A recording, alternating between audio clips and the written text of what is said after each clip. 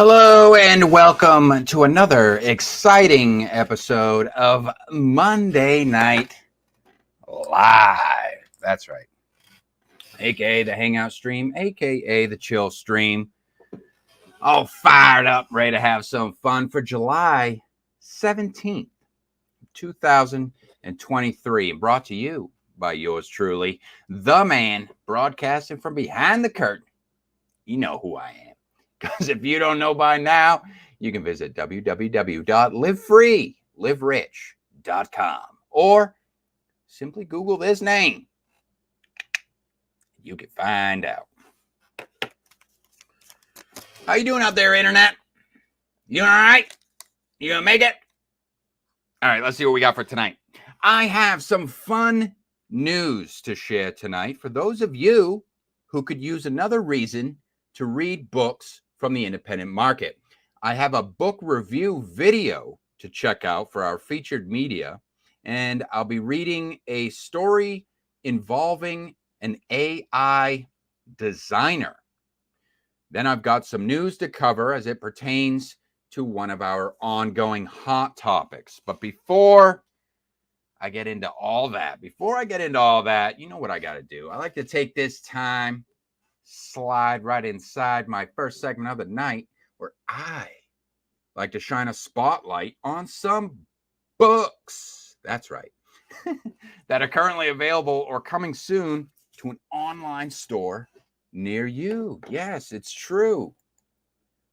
Let's check them out, shall we? First up tonight, what do we got? From the Twitter, from author John Reger. It just says, thanks, Jonathan. Shares a link. Short, sweet, and to the point. I dig it. Let's check out his book, One with the Road by John Reger.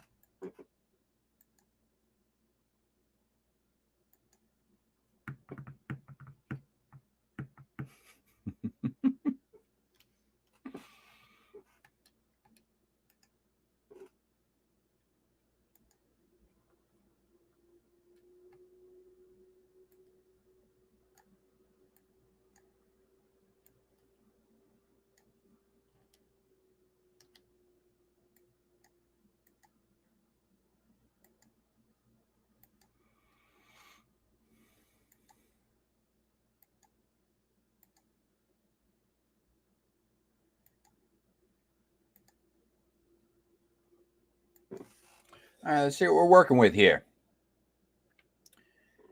This one is on barnesandnoble.com. So we have an overview here. It says, most people never get to travel across the United States. Least of all, take 3 months to do it. In One with the Road, John Reger leaves Southern California on his Harley Davidson in a classic search for himself and America. Covering 40 states and nearly 12,000 miles, the author meets unique and interesting people that share his iconoclastic style. His iconoclastic lifestyle. I should reread that again. Covering 40 states and nearly 12,000 miles, the author meets unique and interesting people that share his iconoclastic lifestyle, such as a hitchhiking preacher, a truck stop dentist, and a confidence man-all who teach him and us that being unusual makes life more interesting. All right. It's like we got 304 pages here. Bit of a memoir, biography. Sounds fun.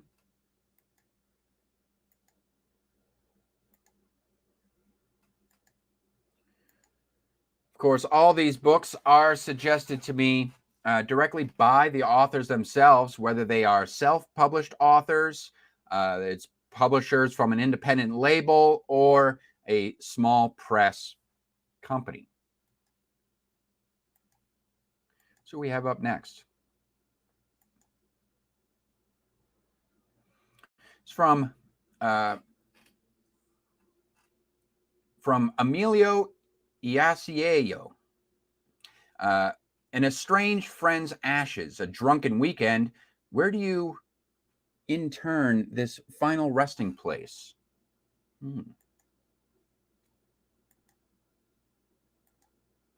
Sounds a little bit cryptic. This is The Girl Behind the Glass.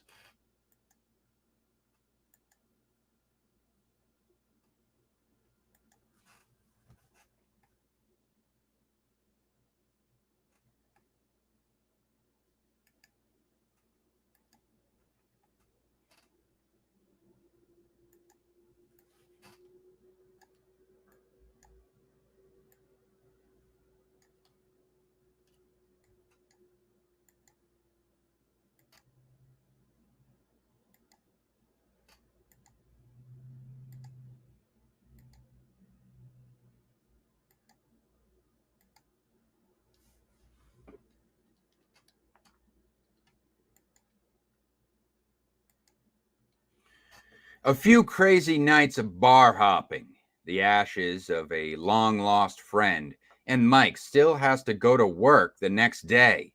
Legal clerk Mike comes to a realization that his life of sex, drugs, and rock and roll are coming to an end. His job is just a paycheck, and the endless nights of shots and sex must end. Do they really, though? It all comes to a head when a long-lost friend's ashes turn up on his doorstep, along with the unfinished manuscript they were working on together. With one last kick at the can, Mike takes his friend out on the town for one last run at binge drinking and bar hopping. Along the way, he gains self-realization. And with the end of the self-discovery journey, he decides to take that dangerous step into the unknown. His future is not yet written, and he wants to change the narrative. One crazy night after another brings Mike full circle, and everywhere he looks, there is a girl behind the glass smiling at him. 222 pages of literature and fiction. Sounds spicy.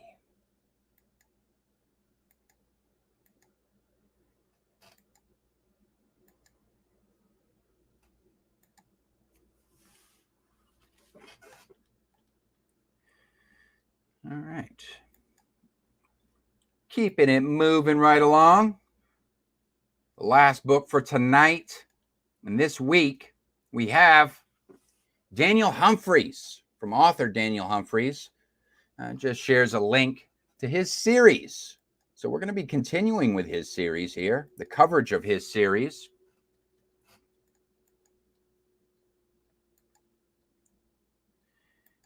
And this is Night's Black Agents. This is Paxton Locke series, book 2 by Daniel Humphreys.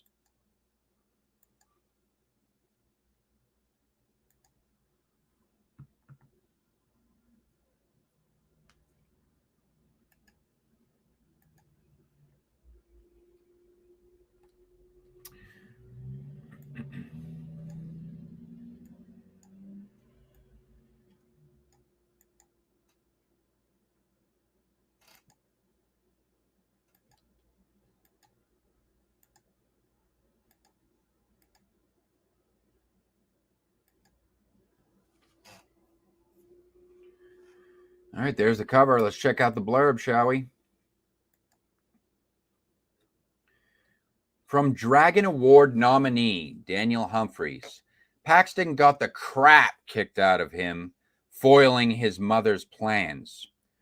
But even that isn't enough to keep him in one place.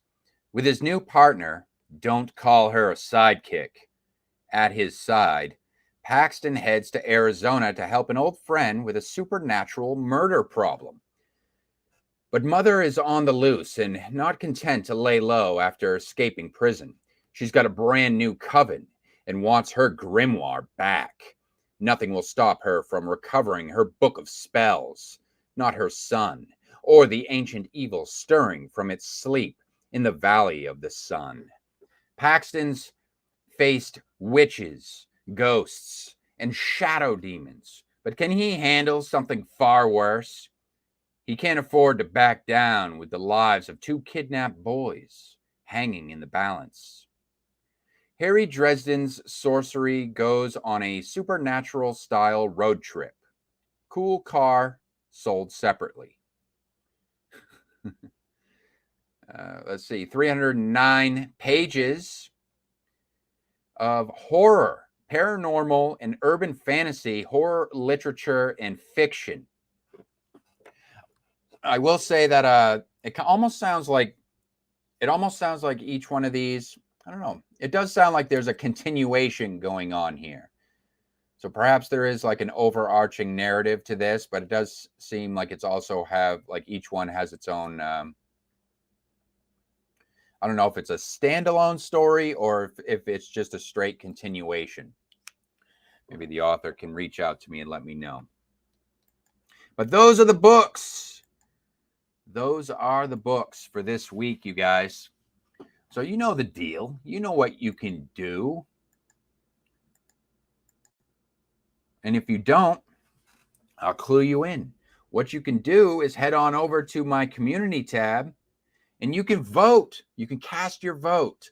After the show's done, I'll be putting up the poll. But if you're watching this on the replay, you can head on over there now, cast your vote for which one out of those 3 books you thought had the most text appeal. That's right. In other words, which one out of those 3 aforementioned books would you be most likely to pick? And also, by the way, I don't always bring this up, but if you've ever read any of these books, please feel free to leave a comment down below, and you can leave your thoughts about any of those books. If you've read them, you've had any experience with any of the authors or anything like that, you can share your comments. Some of the authors may actually be watching the show, and I do cover all the comments. But if you'd like to discover more from the independent market, you know, you're just looking to discover, looking for new ways, fun ways to discover what's available out there in the indie scene, in the underground scene, if you will, as it pertains to independent publishing, then you can head on over to my shorts tab or my playlist tab. You can open yourself up some mystery packs. And inside each mystery pack, there is a cover card that will reveal a book from the independent market that was recognized by the Live Free, Live Rich network. And inside the description section of each video, there's a link that will bring you to an editorial that was especially written for that work by yours truly.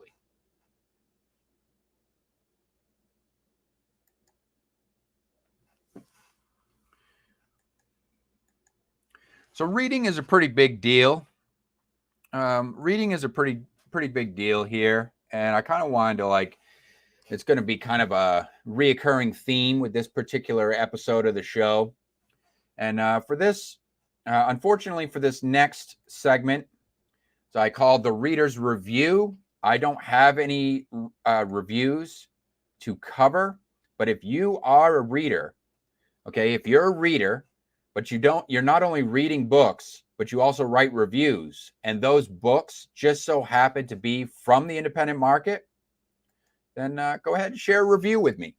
Share a link with me. Get in contact with me, however you feel comfortable. If you just want to send me a direct message through social media, you want to email me, however you want to make contact. You want to just leave it in a comment down below, you can do that too, and I'll add you to the queue.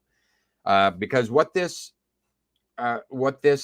segment is all about is highlighting readers. So I really, and specific readers who are taking the time to read independent literature, readers who are giving indie books the time of day. I think that's important.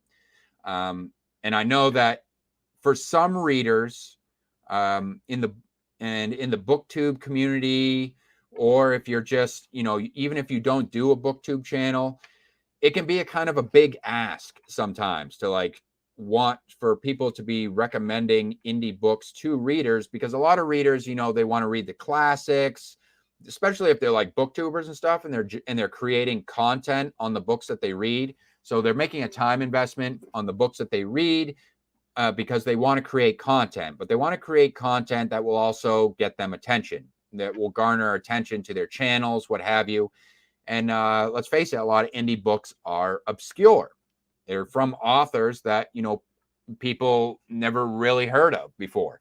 So I think that it's important that there kind of be this, if we're going to talk about culture and things like that, there needs to be like this, almost like a support structure, if you will, that has to kind of rise up and start paying attention to and recognizing those who are taking the time to read indie books. And there's more than one way to do that.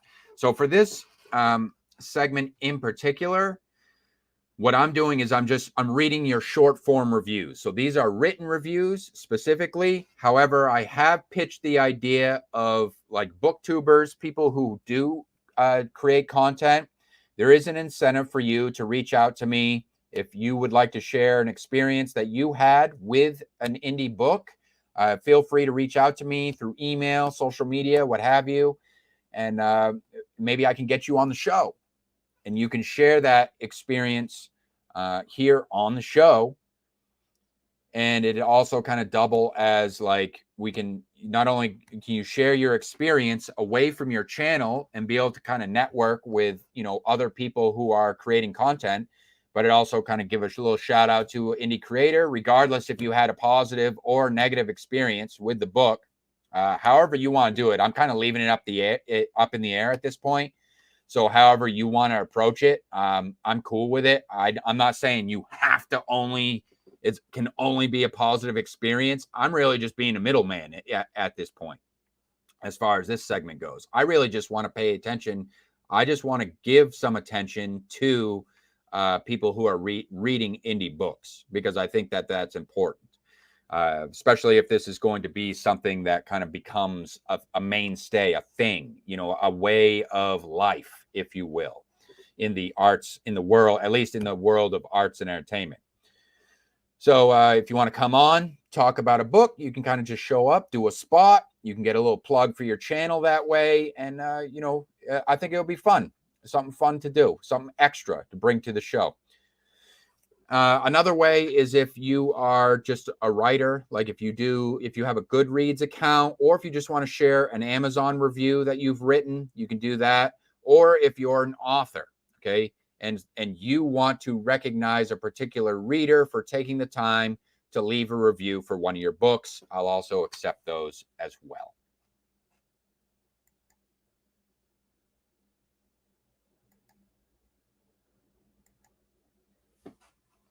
So speaking of which, I'd like to get into, just jump right in. This show's going to be quick fire.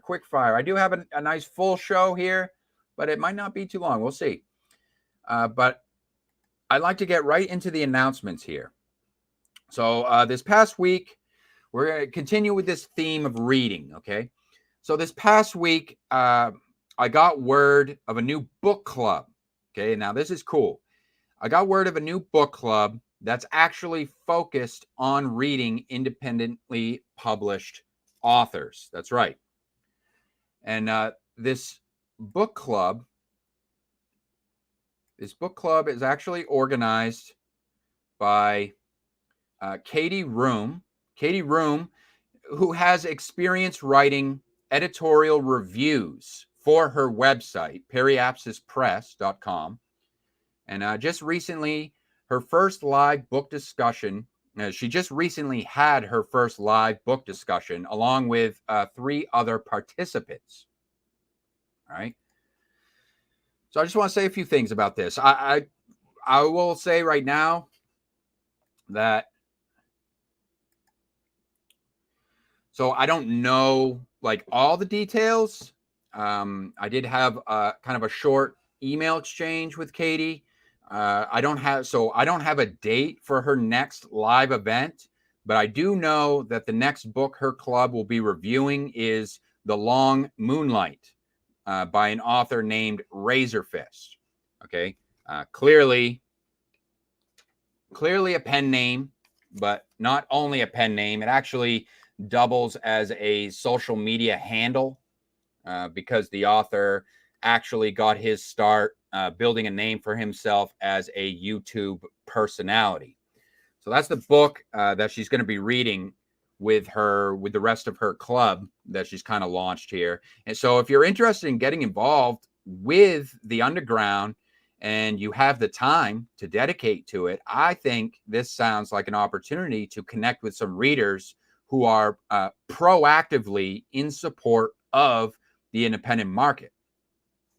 And another reason why I want to bring this up is I think Kate is onto something here with this, because it definitely, I think this book club definitely addresses an issue that I've seen within the indie scene that I've mentioned before about the difficulty of attracting new readers because of its obscurity.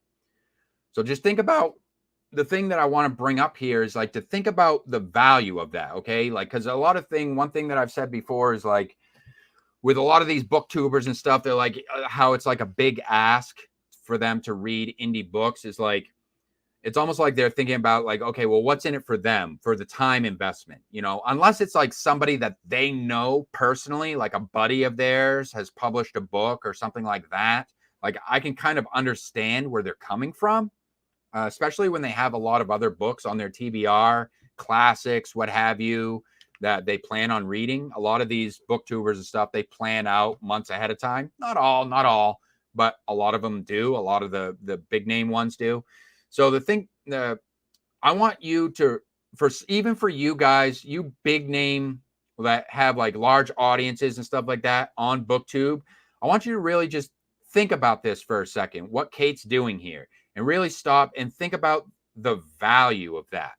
Think about how valuable that would be if you could gather up a bunch of readers who are active, they're engaged in the conversation across not just YouTube, but across multiple social media platforms, okay? And you all are reading the same book within the same time frame, and you're making a fun social affair of it. You know what I mean? These are books that no one's ever read before. So it's almost like, well, not that no one's ever read before, but just like very few people have read, I should say. In other words, it's not a huge fan base. So think about the value of that. You know what I mean? If you have a large like following and you can build up one of these type of book clubs, there could be all kinds of different types of indie book clubs that are indie focused. Now, Kate, I don't know if there's like a particular, because with a lot of book clubs, there's usually a particular theme or something like that. And because of the obscurity, I don't know if Kate has decided to go with just one particular theme or genre for her indie book club. I do know that from looking at her editorials and stuff that she tends to lean towards sci-fi and fantasy. But I don't know if she's just chosen one specific genre to cover for her book club. But I will be leaving a link to her Twitter down in the show notes so you guys can reach out to her for any of the details as far as that goes. But just think about like if you want to start a book club or something like that, and you can gather up a bunch of readers that will be willing to show up on the regular and be willing to read pretty much whatever the book club is reading, whether it be one book for the month or one book a week, however you want to do it, and you turn it into a social affair, you know, with your audience, that can be pretty powerful. And you may end up finding that there could be authors. It might almost be almost a lucrative experience, if you will, for a lot of the organizers, because you may find that authors might start wanting to reach out to you, for you to feature their book in your book club, or for their book to be something that your book club reads. So it's not like one of these things where it's like, think about it. It's not like one of these things that it's just like it's a money deal, but almost like a sponsorship type thing where it's like you're getting like book donations or something like that for, it's lucrative all the way around, content wise. So many people building up a fan base, It's like you're bolstering the people who will take on this task to try to build up an indie book club and are successful at it. I'm telling you right now, that's going to be valuable in the long run. I think it will be valuable in the long run, because you're going to see in the long run that there's going to be more and more and more people who are just simply going indie in general. So if you could kind of like, and there's room in this scene, in the underground scene, for people to kind of take on different types of roles. There is a time investment involved, and you got to be willing to put in that time and effort to develop something. But if that's something you're passionate about and you're focused, you're able to focus and actually put in the work to turn it into a thing, like grow it, develop it, try different ideas, be creative about it, but people also see that you're having fun with it. I think I like it. This is something that I'm definitely going to be keeping my eye on, and may even get involved with down the road. Who knows? I got enough on my plate as it is right now, but this is what I like to see. You know what I mean? I'm only one man. I can only do so much. And the indie scene is vast. The underground is vast. There's so much to be done. And there's all these different roles and different hats that people can wear. And there's room for everybody to get involved in their own way and be creative, have fun with it. And you don't have to necessarily be an author or an artist or illustrator. Like this is a great example of that, where you can just be a reader and you can create something. This is a form of creation. You're going to form this kind of community of readers. And this is like, also when I'm talking about discovery and stuff, this is also another great form of discovery. So people who have cold feet, the type of people who aren't, maybe not necessarily the go-getters, the trailblazers, the more timid type of people that, they're not really interested in trying to do something on their own for too long. They might get bored, what have you. This is definitely something that it's sociable. It's something that people can get involved in, maybe get involved in the long run, and, make acquaintances and make connections and stuff like that with like-minded people who share the same type of hobby and just want to interact with people who enjoy reading. And reading is usually a very solitary activity. And then when you toss on very obscure work like books from the independent market, it becomes even more of a solitary and lonely kind of activity. Well, lonely, I say lonely in quotes there, because, it could be enjoyable, but it's nice to know, like, if you've read a book, there will be other people out there that have also read the book that you could actually like kind of talk to and discuss. If you're not so much just a solo introvert that you can just be satisfied with just doing a review and then you call it done after that. Maybe you get some comments on your review, maybe you don't. Whereas this is like, it's a built-in support structure, if you will, if I can say it like that, where it's like a built-in support structure where it's like everyone is intentionally reading the same book within the same time frame, with the purpose of having an engaging conversation at the end of that time frame, and intentionally making a social affair out of it. So I think that's cool. There's plenty. It's not something new, but I'm saying it's new because I don't know. I'm going to be honest with you. I don't know anybody else that's giving this much attention. I don't know any other reader out there that's giving this much attention to the indie scene exclusively. Okay, there's plenty of booktubers that are reading indie books, and yeah, they're doing their video content solo, or maybe they do the occasional buddy read, but to organize an entire book club around it, I'm interested.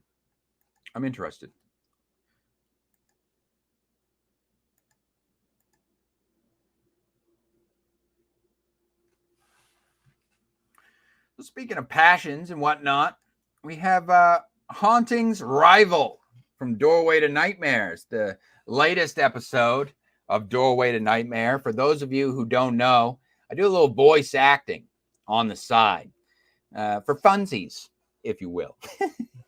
And in this episode, I get to play one of my favorite types of characters. I get to play the asshole. That's right.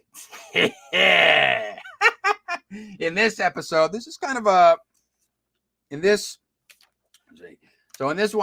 episode features a reoccurring character. So this one, each episode of Doorway to Nightmare is an audio drama series.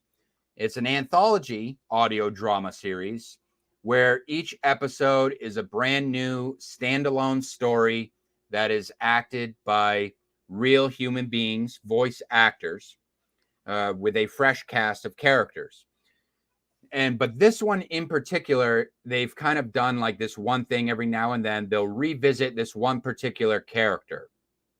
And he's got several episodes now spanning across all their seasons. They're up to season 7 on this project.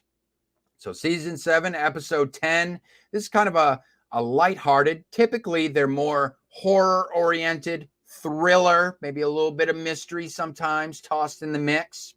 Some paranormal type stuff. But this one's more of a change of tone. This is a more of a lighthearted story about a friendly ghost that'll make you chuckle at his endearing humor. In this one, he has a girlfriend, but it turns out his girlfriend already has a little boyfriend of sorts, and they meet up and some chaos ensues, if you will. A little bit of a tussle in between the two, and it's a fun time. I'll leave a link to that in the description. You can check them out. Check out their channel, Doorway to Nightmare. It's run by Winslow Swan and his friend Crimson McKenzie, and a cast of voice acting, a variety cast of voice actors, including yours truly.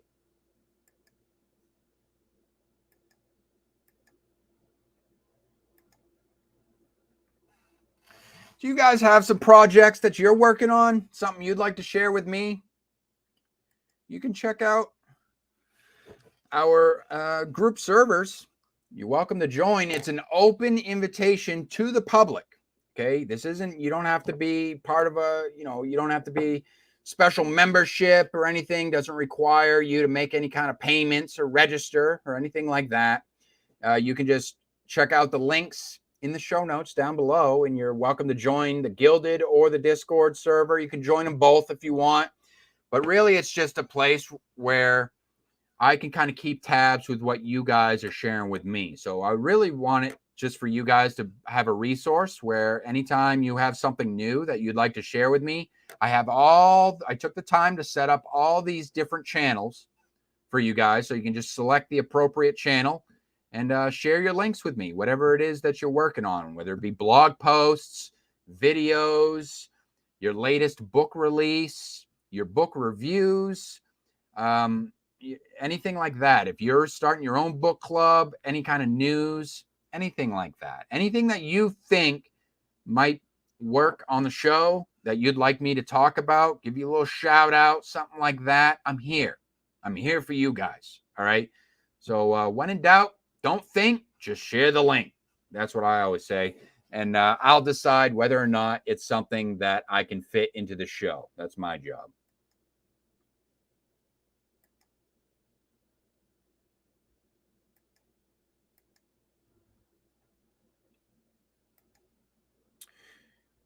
Next up, I do have an opportunity for you writers out there.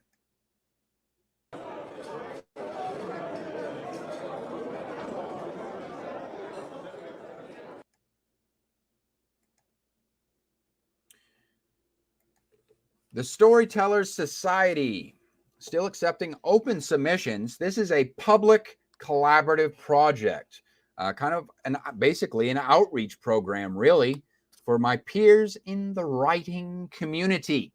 All right. What I'm looking for is flash fiction for this project. Flash fiction for this project is fiction that is between 500 all the way up to 2,000 words.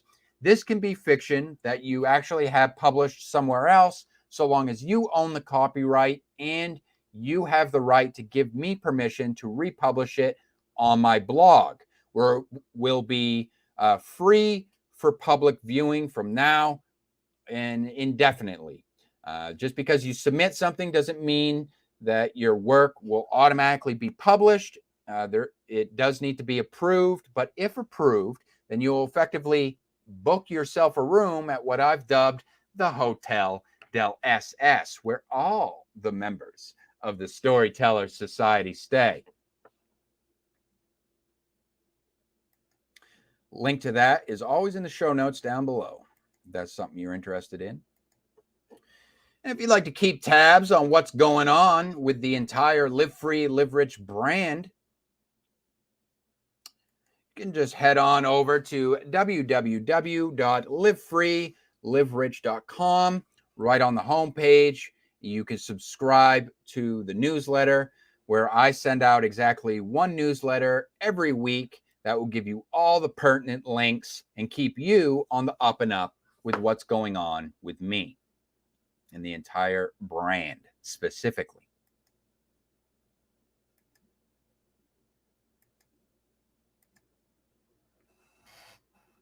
And finally, you got some news to share? Do you have an announcement? We have a special bulletin here, an announcement to make. What do you got? What are you working on? You got something? What do you got? What are you doing? You being creative? Huh? What do you... You got a work in progress, aka whip? You got a whip? You got a cool whip that you're working on? You can share it with me. Tell me about it. If you want, you got a link. You got a crowdfunder that is active or coming up soon. Tell me about it. Share a link. I've supported crowdfunders before, and even if it's something that I may not be interested in, I'm more than willing to bring you on the show, and you can talk about it with me, and we'll try to get it out there and try to spread your audience a little bit, build your audience up.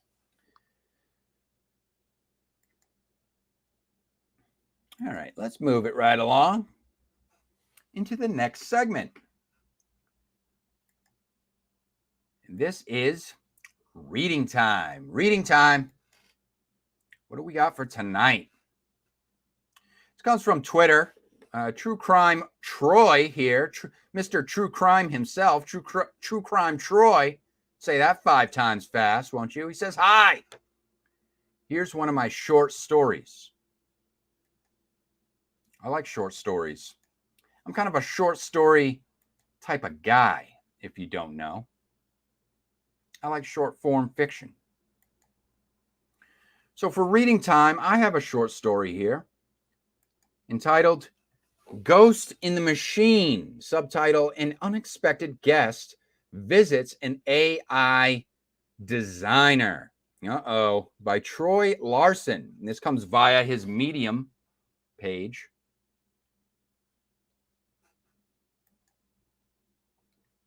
Let's take a peek.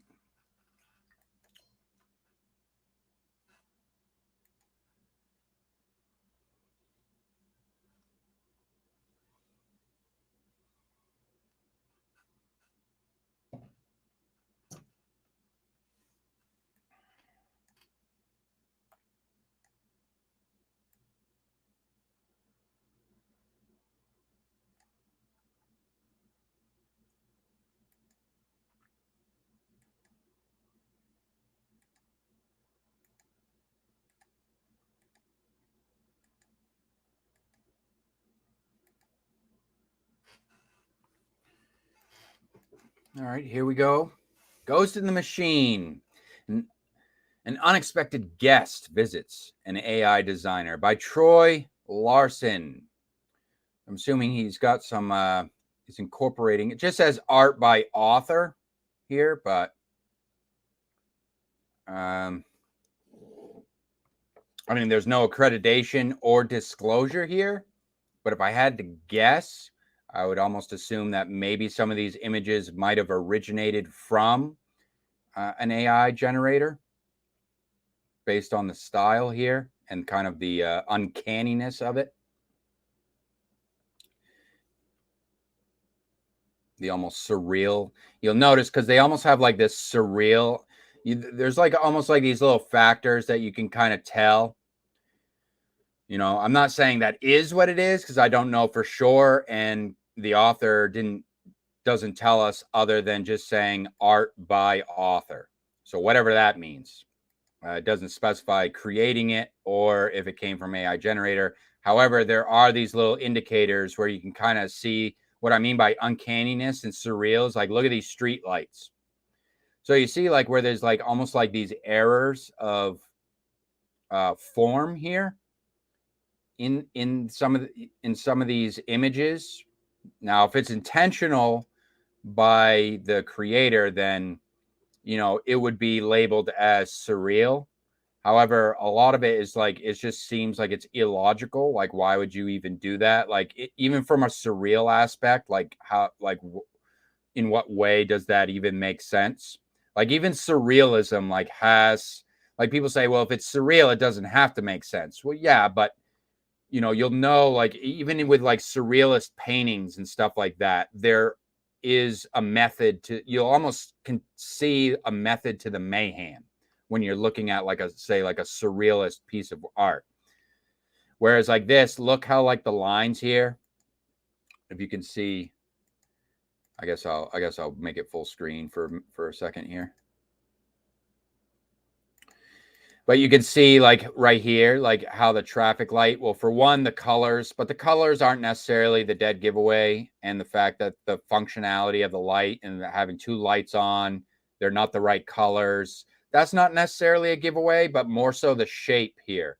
Like, see how like it's like this light seems to be coming out of this pole that's in the foreground, but yet it's also connected to this, what looks like a pole in the background at the same time, while also having a telephone line, just a rogue telephone line kind of running to a separate pole into the background as well. And then there's just like another stray pole coming out over here for seemingly no reason whatsoever. So it's like these little giveaways, I should say. So we'll see what this is, what this story is all about before I go into any more of this. It's not a rant. I just wanted to point that out.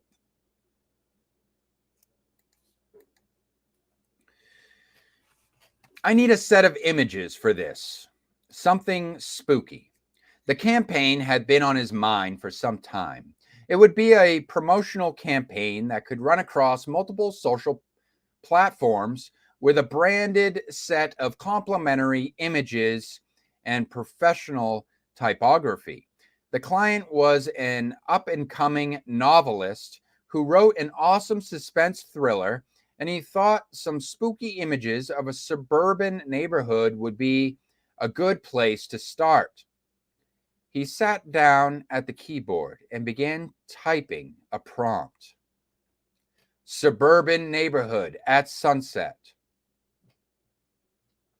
The software generated the image. We see, oh, interesting. It seems as though the author is like kind of crafting a story around these AI images, using them in a kind of a unique type of way. The result from his AI art assistant was good, but could be better, he thought. A little bit mundane. He edited the prompt. Spooky suburban neighborhood, dusk, attractively lit by house lights and street lamps. He lived alone, and the house was dark and quiet, other than his studio. The computer whirred softly under the light of his desk lamp as the software processed the request and generated a new image. Is that a hearse? Spooky. See how it's like the tree limb? Look at this. The tree limb is attached to the friggin' telephone pole that is in the background. The tree that's in the foreground is the branch that is attached to the tree that's in the foreground is attached to telephone pole in the background. And then there's a patch of dirt and grass in the middle of the street or right on the side of the street. Now we're talking. The result image was much more in line with the visual theme he imagined. Let's see if we can push it a little further. He entered a new prompt. Spooky suburban neighborhood where a killer lurks. Dusk, attractively lit by house lights and street lamps. Again, the progress meter twirled and the software generated another new image. Now, I will say that I doubt, based on the conceptualization of this story so far, or this narrative and how it's unfolding and the way that this is written, I will say that I highly doubt that the text portion of this work was done by AI. So far, it seems to me that the written portion of this narrative does sound like it was conceptualized by a human being and put together by a human being, as far as based on the continuity alone. I will be surprised to find out if it wasn't. So, this is starting to, I will admit, this is starting to look a little bit more realistic. Bland, mundane, sure. But at least conceptually, this photo makes sense. It's nighttime, lit by street lights, suburban area, believable design on the house, even the cars in the distance. They're not too messed up looking. Not very spooky, though, I will say.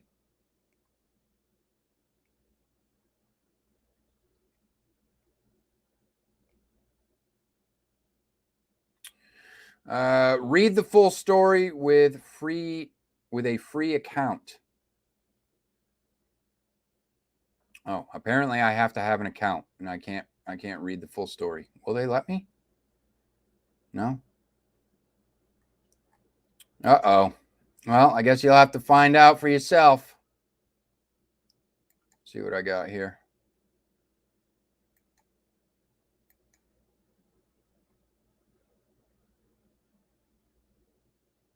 Yeah. I actually do not have a Medium account. So unfortunately, that's where the story ends. That's where the story ends, you guys. So a little bit of suspense there. You can find out for yourself. I'll leave a link to that. If you have medium.com account, you can check it out and see how that story unfolds. It's kind of interesting. I think if I was to guess, I have an idea of where that story's going, because you notice he was starting to talk about serial killer or something like that, killer on the loose in the town. So I'm assuming that, maybe the story's going to start, if I remember correctly, I think I saw bits and pieces of it, because I do remember looking through it the first time around when I was reviewing it, and I think Medium was letting me take a look at it without having to log in or have an account. But anyways, maybe that there's going to be something that starts showing up, let's just say, showing up in the AI generated images. That is a bit spooky, let's just say. Fun fact, in the real, what I've heard with a lot of the AI image generators is that there's two things that that the AI generators are supposed to kind of censor out, or they're just not capable of processing. Allegedly, that the AI generators, I don't know this from experience because I haven't played around with them myself, but I've heard that they're not able to generate like extreme gore or like nudity, or if not nudity, but like sexual acts and stuff like that. Like the AI generators are not able to kind of process or create images that depict those sort of things. The validity of that, I couldn't tell you, but that's what I heard.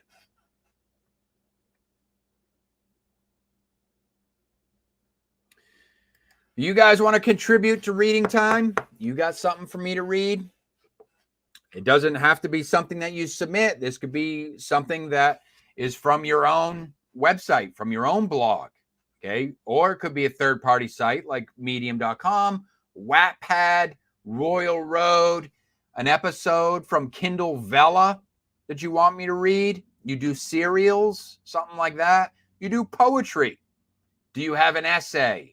Have you written an essay? Have you written an editorial review? Those are things that I'll read for you on your behalf during this segment. And free for public viewing on my channel. I keep all these videos up, you guys. I keep all these episodes up. And you guys are welcome to download any of these episodes.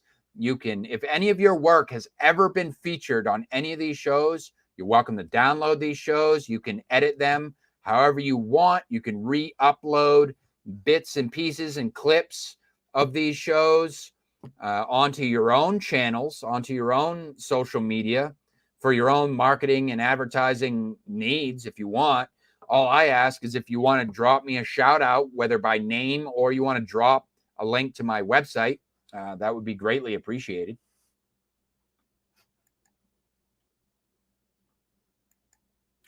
So speaking of videos, I got the next segment here. I'm always excited when I have a video that I can take a look at, break down, or add commentary to, just kind of take a look at, give my first impressions on. And I do have some featured media. That's what this segment of the show is all about. So we do have some featured media here. So as with, like I say, there's going to be this reoccurring theme with this particular episode about reading. So I do have a book review, a video book review to check out from somebody on YouTube who runs like a Booktube channel. And but it doesn't come from that individual. So this was kind of like a special request almost on the author's behalf. So normally I don't feature work from people who have not given me their explicit permission, I will say, to feature their content on the show. That's a me thing. I know it's not necessary in most cases. It's not necessary for me to get permission in order to feature a lot of the stuff that I do on this show, because it's, a lot of it is public access type of material. But it's something that I like to do because I'm doing this for the engagement. So I like to know, I like to reward. It's almost like a way of me giving back and rewarding those of you who step up and stand behind your own work and, take it as an opportunity to interact with somebody else who is proactively involved in the indie scene. And we can kind of like make a little bit of a connection in that way. I try to make it very easy for people to reach out to me, and we can kind of collaborate in a variety of ways that are, mutually beneficial and productive at the same time. It's not just a one-way street kind of thing, and this is one of those ways. So what I've decided to do here is similar to what I'm doing with the reader's review. So say you're a reader and you do Booktube and you upload book reviews on your Booktube channel. You're more than welcome to share a link to one of those book review videos, and I will watch those during the show and kind of add some commentary, give a first impressions, that sort of thing, as I kind of just watch your video with the audience or present it to my audience, and it kind of doubles as like giving not only your Booktube channel exposure, but also gaining that author that you're featuring on your channel a little extra boost by their book, your book review being seen by somebody else's audience. You see what I'm saying? So it's like this building up this synergy here that is positive. I think it's positive. Positive ways of working together. So there's that. So like how I do with the reader's review, and you can either be the reader directly sharing a link with me to a review. You can also be the author. And if somebody did a review on your book and they just happen to do it in video format, you can be the author and you can share that link with me. And that's what I have here tonight. As author, Egao Chan shares Not So Ancient Chinese Fable, Lime's Fable, a review by T. Alex Ratcliffe, a name that I am familiar with here on Booktube, who is also an indie author himself. And this is via YouTube. So without further ado, let's jump right into it. More lollygagging.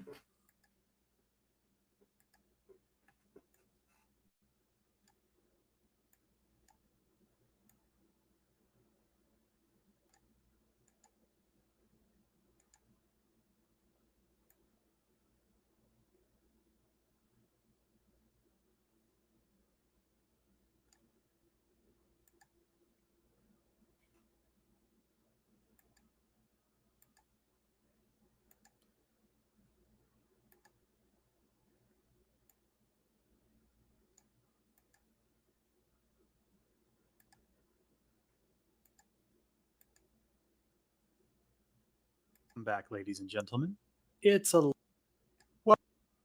Welcome back, ladies and gentlemen. It's a lovely day for a fable, and I happen to have one right here. This isn't going to be a normal book review. I'm well acquainted with the author I'm reviewing today. As such, and with his permission, I'm going to attempt to be a little deeper than I normally am. But let's get a few things out of the way. First, the views expressed here are my opinion, as are the technical critiques. Please consider picking up the book and forming your own opinions. I'm a new author myself, so my advice is far from perfect. Second, if you would like to read or critique my own work, you can follow the links in the description. I appreciate and welcome all feedback. Third, if you like what I do, please consider giving me a like and subscribing to me on either Rumble, YouTube, or Twitter for more book reviews. Without further ado, let's get into Lime's Fable by Iasiello Chan. We'll begin as we always do with our story, then to what I didn't like, what I did, and my thoughts. Our story begins with Damien waking up after something I'm familiar with from my older days, a 14-hour nap for dinner. This wasn't a lack of food-related nap. Damien was avoiding the full moon. Why, you might ask? Well, this is normal behavior when one of your parents is a werewolf. Lucky for him, the pain from the sunshine streaming through the window can take his mind off it because his other parent was a vampire. It's getting awful deviant art up in here. Fortunate for us, Damien isn't a neon-colored sexual deviant. He's a struggling busboy. As such, he is struggling with many of the same problems that any of us who've worked in the service industry can relate to.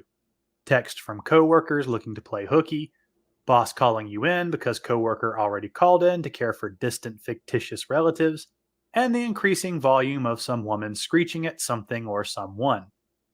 The last of these, unfortunately, was outside of the normal, as a random red-headed woman crashes through his wall covered in military gear and guns. God, I see what you've done for others, and I wish it for myself. Personal prayers aside, this is not Damien's late-night fantasies come to life, as the combat vixen is quickly followed by two devil dogs. Was her name Cherry 2000? Cherry 2000? Look it up. That have too many legs, rocky skin, and what appears to be leprosy. Maybe Damien needs to lay off the Benadryl. Instead of descending further into Demerol-induced hallucinations and meeting the man with the hat, Damien takes action. Using his supernatural strength, he tears one of the dogs in half. The other devil dog, sensing danger, summons his inner Pokemon and uses Poison Shot. This takes the form of narcotic-laced burrowing bullet worms, but it wouldn't be a drug-induced hallucination without burrowing worms. Damien does the only sensible thing and nopes out, losing consciousness. Turns out it wasn't a hallucination, and Damien wakes up in a different world. The Firehair combat angel he saved thought reciprocity would be the best course of action, and took Damien with her, back to her world, to save him from the burying opium worms. How thoughtful. The girl happens to be a mixed breed just like our main character, but where Damien's parentage is one out of a crappy teen novel, Roberta, our ginger adeptus sororita, is more HBO original. She's half elf and half fae. She's also not alone, and I want to take a moment to introduce you to our old world fairy tale roster because they really struck me. First off, there's Candle, a short chubby healer with a massive cowlick who eats rocks and dirt to fuel his magic. Second is Boulder, the pacifist T-1000, who loves cooking but also enjoys more earthly cuisine like our healer. Next, there's Master Long Ma. T-1000? As in, like, is that like saying he's a cyborg? He's a cyborg, or not a cyborg, but a robot? He's an actual, like, android type robot that likes to cook? That's interesting. A sorcerer called a cultivator that fights while riding on a flying sword like a witch rides a broom. And lastly, Lou, an old man with a sketchbook and a rusty hatchet. This book earns an extra star just because its cast reminds me of early 2000s Sci-Fi Channel, and I got all nostalgic. We join our late-stage D&D party on their quest to slay a five-eyed dragon. And if this was made into a movie, you bring up Sci-Fi Channel. If this book was made into a movie, would you go all Mystery Science Theater 3000 on it? the land of Obscura. Damien is a little sketched out, but has no other choice but to join the quest. The main reason for this is that they simply don't have the power to get him home. You see, Roberta has some talismans Master Ma gave her that allow her to dimension hop when she's in trouble. This hop takes her right back to the Master. But something went wrong on her first one, and she ended up in Damien's bedroom. Since she had to use her last one to bring Damien to a healer, and the talisman only brings her back to the Master, they need some rare ingredients to get Damien home. It's not all bad. The Master offers to give Damien some much-needed training so he can use the genetic gifts his parents left him. This has more to do with surviving the hostile world around them than any actual altruism. Something which is made clear after Damien is tricked into receiving a tracking brand in the guise of a test. After some brief training and traveling, they come across a burnt village. Now I want to be clear, when I say burnt, I don't mean singed, or the buildings were burnt down. I mean the area has been so thoroughly decimated that the nearby river has turned into a syrupy acidic sludge, slowly etching its way across the glassed landscape. This ain't no western dragon we're dealing with. To make this point a little clearer, we're introduced to the Wasteborn, or as I like to call them, scat abominations. It turns out the dragon is so magical and corrupting that just passing through its digestive system is enough to create living abominations of trees, rocks, and random body parts. Those they encounter in the village are fairly weak and already dying. So an unseen DM decides to get Dark Souls on our travelers and unleashes the giant monster lobsters on them. This is done by means of exploding up through the ground, and cue the battle music. It turns out all kinds of monsters follow in the dragon's wake. The closer they get to the dragon's lair, the worse it gets. Damien gets himself pretty beat up between the acid-spitting giant lobsters and the scorched acidic river. Luckily, his parents gave him the perfect solution. He starts to wolf out, and the Master has to put him down the good old-fashioned way. Blunt force trauma to the back of his head. It looks like he's going to need a bit more training before he can master his powers. And this is where I'll leave off with the story. This is roughly 30% of the way in. If you can't tell by my recap, I had a lot of fun with this story. But before we get into what I will say that it's not common to kind of just do a partial summary.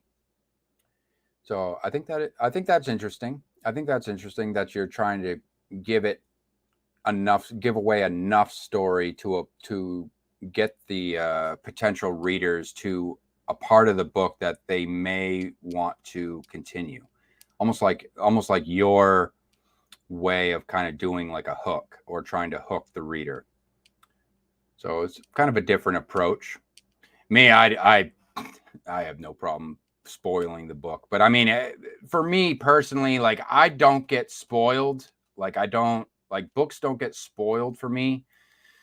Like if I do happen to like read for instance, like just recently, right? So this isn't indie, but just like recently I read Blood Meridian. And I've listened, I've probably watched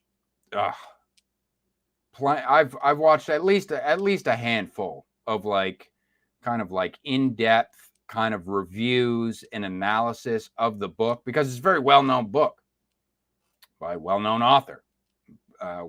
Actually dubbed one of the greatest American authors. So I'm like, okay, I want to check this out because this is like basically his magnum opus, even though it's like his first book, I believe, the first book by Cormac McCarthy.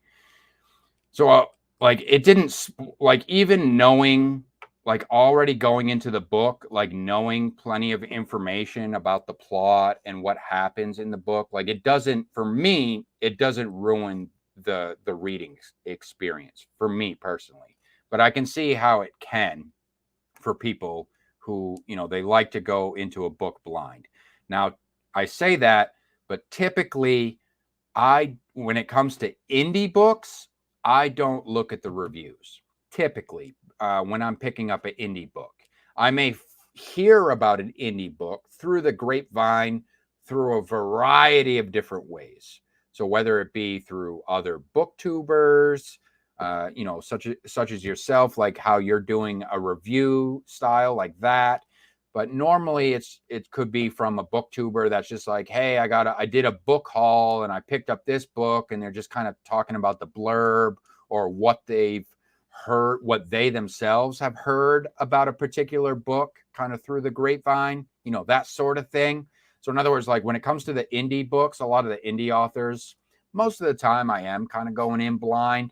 I have very limited information, which is another, I think is another kind of fun thing about the indie scene is like you're basically like one of the few people that are discovering and experiencing a particular piece of work, you know, effectively for the first time, really. I mean, when it comes to in terms of the size of the fan base or lack thereof, you know what I mean?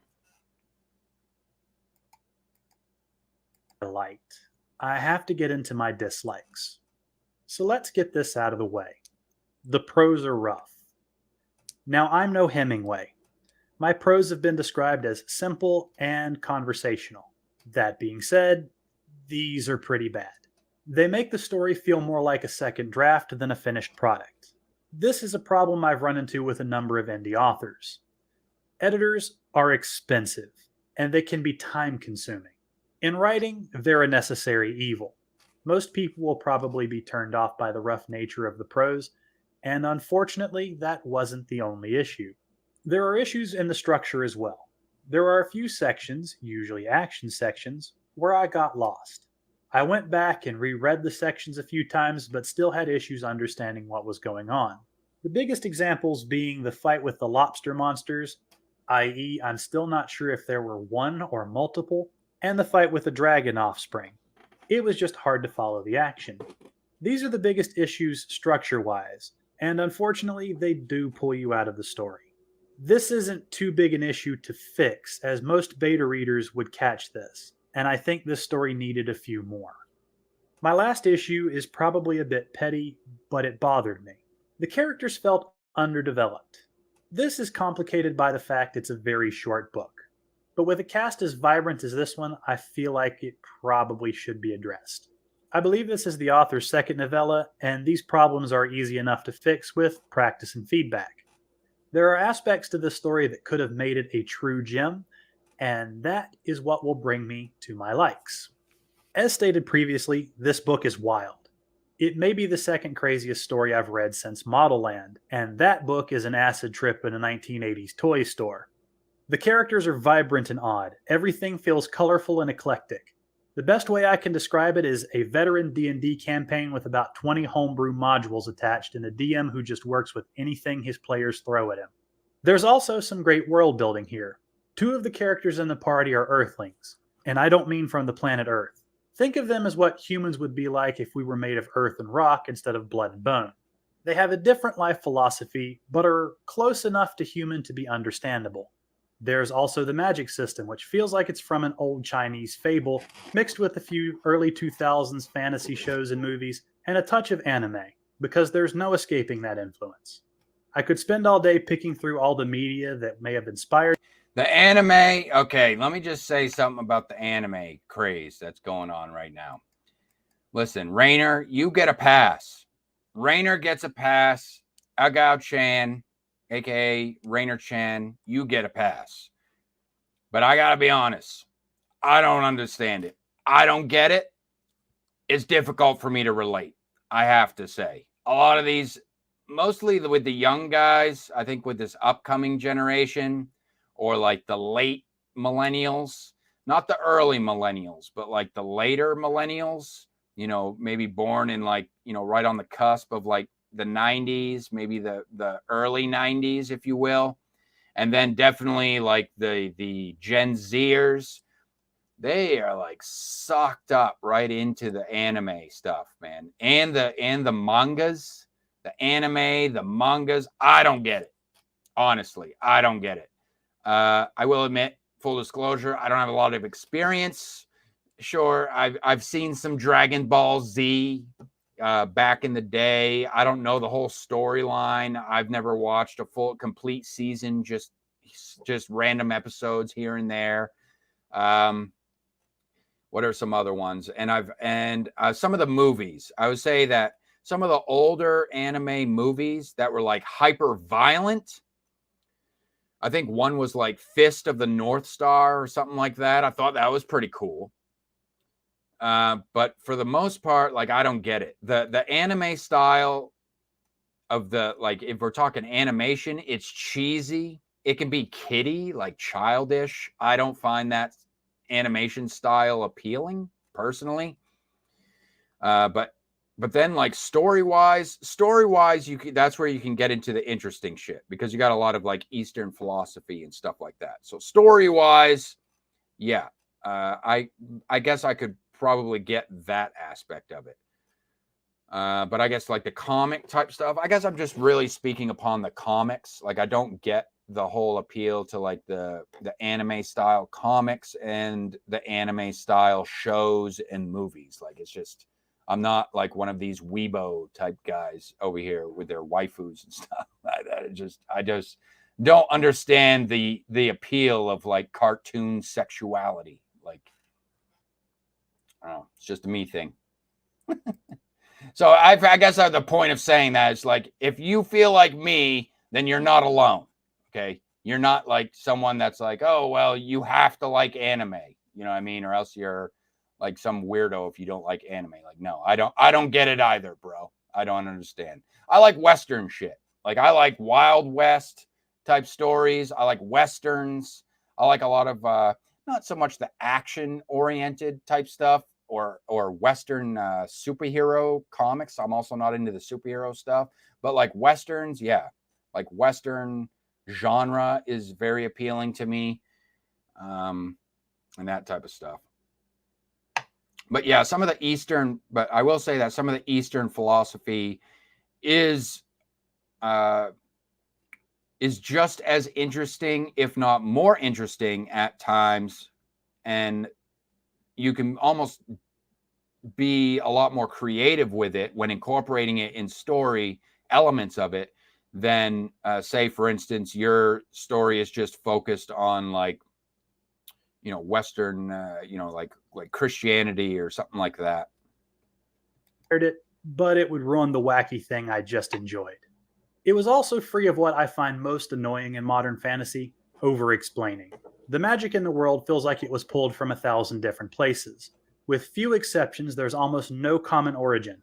Our half-elf Battle Ginger uses magic to generate the ammunition for her staggering array of guns. Our healer must consume magic gems and earth to fuel his magic powers.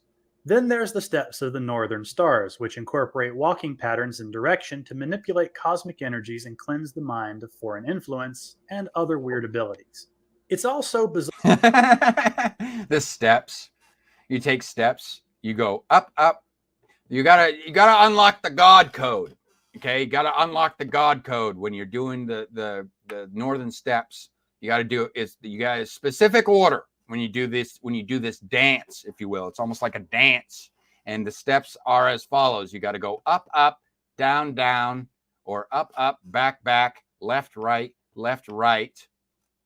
and there's something else that you got to do in there that involves a B and an A. Interpret that how you will. Bizarre, but somehow it mixes into a strangely interesting story. The last on my list of likes is the villain. The dragon they're hunting isn't a Western-style dragon with its teeth, claws, fire, and maybe a bit of magic. It's an Eastern dragon. It controls the weather. It controls the river. It controls the land. Abominations follow in its wake. It's impervious to normal and even magical damage. It's less a living creature and more a corrupted force of nature, made all the more horrifying by its sentience. Its reasons for doing what it's doing are hard to comprehend, and its nature and reason for existing aren't grounded in natural logic. It's a perversion of the natural, which is what makes it such an understandable foe. We don't need a long-winded explanation of its motives. It's a force of destruction and corruption. There's no reason to quibble about killing it because it's unquestionably evil. Which leads me to wonder, okay, so there's like this large, basically surreal kind of force of nature, if you will, or I shouldn't say surreal, supernatural, almost like includes this supernatural force of nature that is almost ethereal, but takes the form of this dragon, or takes the shape of a dragon. At least that's how they see it. The characters see it, which now leads me to wonder, like, is there a second kind of antagonist? Is there a second set of antagonists in this story somewhere that are perhaps a little bit more grounded in reality, or in this world here, that kind of interfere with the characters' storylines in some shape, fashion, or form? I wonder that. Which made this novella nice and refreshing. So let's get into my thoughts. He didn't mention While I really enjoyed the wackiness of the story and the characters, the flaws in the prose and structure will probably turn many people off. I read a lot of books, so I have an easier time getting past such things. There's also the problem of feeling lost while reading the story due to what feels like missing details. Running this story by some seasoned beta readers would have done it wonders. I feel like a chance was missed to give the prose a more arcane tilt. Not too much, but something to make it feel a little antique and maybe a touch more exotic, maybe a little bit more esoteric. It's probably asking too much, but I feel like this could have been an amazing story with more feedback and a very heavy shine. The story and setting are odd enough to be interesting. The powers and background of the two most prominent characters feel a little trite, but it's leveled out by the additional oddness of the others. They don't feel so out of place once you add the grab bag of tag-alongs. The story also had a good ending, and by that, I mean it had a solid ending. Even if there is a sequel, it won't be the same world with most of the same characters, given how the story ends. And it was only after reading this that I remembered my most important rule of writing. The best stories end. And with that, I wish you all good luck. Oh, kudos for a solid ending on that, Rainer. Thank you for listening. If you have any books you'd like me to review, or you yourself are an author and would like me to review your work, please leave a link down in the description. And remember, please keep the conversation in the comments civil. If you'd like to critique my own work, you can find links in the description. I welcome all comments, all criticism, even if you didn't like it. There you go, you guys. There's T. Alex Ratcliffe. You can check out his channel, of course. I'll be leaving. What I'll do is I'll just simply leave a link to this video, and then you guys can check out his channel from there. And you heard what he said. He's looking to do reviews for indie authors. here's another opportunity for you. Reach out. Alex, not a bad format. I have to say, not a bad format on that review. And you kept it also a plus. You kept it under 20 minutes. Well, you kept it under 15 minutes. I would say if you're doing for you guys out there, unless you're willing to do like a full analysis type of deep dive, because I know that's another type of format. And I do get into those as well. The people who do like kind of full deep dive type of analysis videos, but I know that those require a lot of effort, and it's hit or miss depending on the person's reading comprehension level and their ability to kind of structure a coherent review, which isn't always something that is just easily done. But if you notice that they have some kind of structure, like how you saw, like how Alex, like he starts with the overview, or he starts with like he gives you a little preview. No, it's more like a preview in his reviews. So he's giving you an actual preview of the story by kind of just giving you a summary / preview, which, that's like I say, and he only goes up to a certain part of the book. Now, in the more in-depth analysis type reviews, they'll give you the whole book. Some of them will go more in-depth than others. There are some booktubers out there that go to like obsessive compulsive levels, to like where they will literally walk you through every friggin' plot beat that takes place throughout the entire novel. Now, I gotta say, I ain't got that kind of time to be investing in, one independently published book. I do more of a breakdown. Well, for one, I don't do videos. I do written reviews, written editorials, and I do breakdowns. So what I mean by that is like not break down the entire book. I'm going to break down the novel into bite-size elements that I think are relevant to be covered for that particular piece of work based on how I experienced the novel. And then I have my own kind of method to the mayhem of how I go about evaluating that. Recently released an entire video on that. You guys can check that out. It's on my video tab. Did a special presentation on that. But some people will break it down. They'll do the entire book, but then they'll have their categories, like they might cover the characters, they'll cover the writing, they got different types of categories. So I see, like, and sometimes it can be just simple, like how like Alex did it there in his, where it's like he breaks it down, the story, his initial thoughts, what he liked about it, what he didn't like about it. I like the fact that you had the balls to actually speak upon the things that you didn't like about the novel. And that's fine. I think that readers need to feel comfortable doing that. Personally, if you're not comfortable saying something negative about what is basically just a piece of fiction, it's a piece of work, it's a product that's on the market, you know what I'm saying? It's not like you're saying something negative about the author themselves on a personal level. You know what I mean? It's nothing personal about it.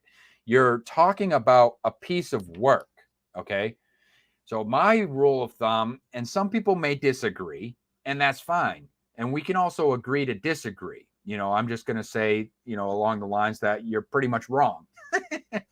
But this is coming from someone that also has quite a bit of experience in this at this point. So like I'm not going to say that I've never pissed off any authors. Sure, I've pissed off plenty of freaking authors, actually, and been blocked by several. But I know that I am well within my right to share my experience with a particular book or product that I myself reached into my pocket, because I don't accept freebies. That's another thing. So the thing about it is, a lot of authors, my advice, if you're going to do reviews, for one, if you accept freebies from authors, gifts or advanced reader copies, wink, wink, there are such thing as advanced reader copies, but how a lot of these authors, what they call advanced reader copies are consider it more unofficial advanced reader copies. They're basically just glorified gifts from strangers is what a lot of these booktubers accept, which, hey, I'm not making a value judgment. I'm just calling it how I see it. It is what it is. It's a glorified gift from a stranger that you're accepting, and that's fine. If you're cool with that, I would just say that the best way to kind of go about that ethically is to kind of like make people know, especially if you're like one of these people that you're doing the reviews for readers specifically, is to kind of have a disclosure at the beginning of your review saying, I accepted a free copy of the book from the author. That's simple. And then it just lets people know, like, they can just take that in consideration, take your review with a grain of salt at that point, however they want to take it, because it's your reputation. You need to understand when you're being a critic and you're being a critical reader and you're reviewing products, books, or if you want to call it art, if you do consider it that, whatever piece of work that it is that you're reviewing, you have to take your own reputation into consideration. Don't worry about how the author looks after your review. It's not about the author. You're not doing it, unless you are specifically hired by the author as like, you're working as a beta reader and you're doing a developmental type of review. Like, that's why I would consider it's more of a developmental review, where like you're reading the book with a purpose of doing a job, serving a specific job function, and you're taking notes as you read of things that worked for you, things that didn't work for you, things that seemed like they were discrepancies or maybe logical errors in the plot itself, any kind of pointing out plot holes, or any kind of potential like continuity issues or anything like that. Very like analytical type stuff, where you're doing a review to serve a specific purpose in the author's creative process. Well, then that's different. That's where, okay, you're taking the author in consideration, where I would almost argue you want to be even more harsh, because this isn't something that you're going to be publishing. This isn't a review that you're going to be publishing online for other people to read. This is something that is kind of strictly just for the author's eyes only, and their kind of maybe their editor as well. So I'd almost argue you would want to be even more harsh in your review at that point, because you're actively helping the author to create a better product, a better end product at the end there. So you don't want to be, it's not about blowing smoke up their ass and telling them they're the next, Tolkien or R.R. Martin or King or anything like that. Like, you want to, and I almost feel like the people who are real, like the people who get it, like they're almost like respect you more for having the balls to do that. You know what I'm saying? Me, I make entertainment out of it. I'm going to have fun with it. So, best believe if I'm going to take the time, I'm reading your book and I'm going to publish it online for other people to read, I'm going to make it fun I'm going to make my editorial fun for other people to read as well. It's not just going to be strictly scientific, or I'm breaking it down just like in this dry, objective kind of manner. Like, no, I'm going to be cracking jokes.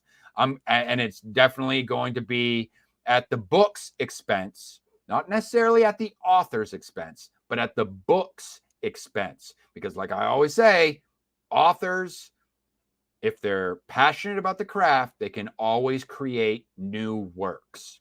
Okay. Authors are not defined. I fail to believe that authors are defined by their quote unquote failures, but actually their successes. So it really only takes that. You could fail, of course, fail is in quotes here, right? You could fail to satisfy an audience for, 5 books, 10 books, but it's only going to take that one book that just blows up and people will remember you for it and be like, yeah, all that other stuff, but this book right here, believe me when I tell you. Okay. So you guys got some media you want to share with me? Share it.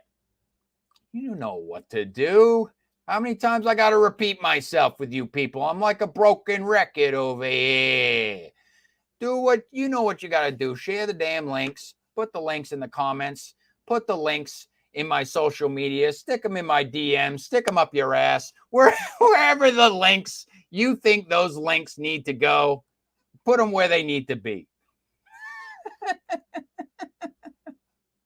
I'm fired up now. Let's get into some hot topics.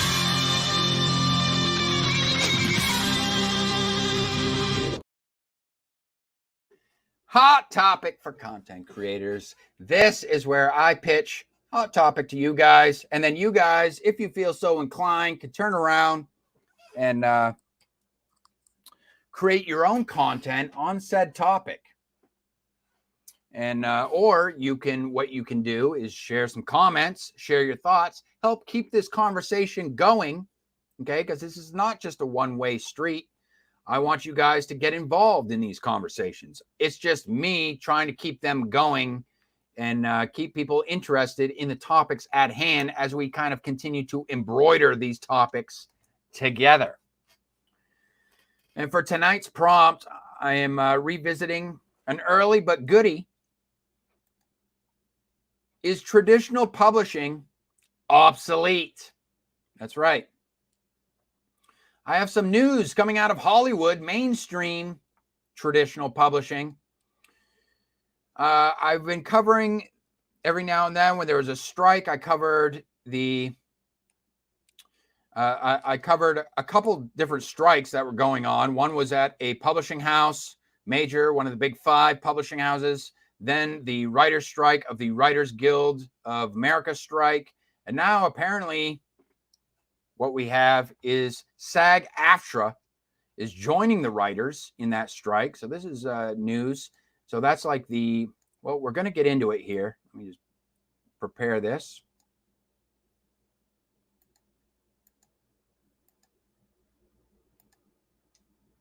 I have an article to read here. We'll see what's going on. I will become informed as you guys are if you're not already familiar with what's going on.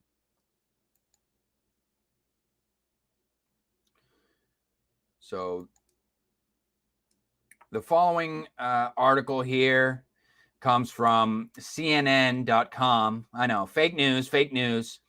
But the thing about it is if I cover it from CNN.com, then people will be less likely to accuse me of, reading articles that have bias, in one way or the other. And I would think that, CNN would actually, whatever CNN has to say on this topic, they would probably be in favor of what is going on in Hollywood, which is why I decided to read a CNN article. Let's check it out here.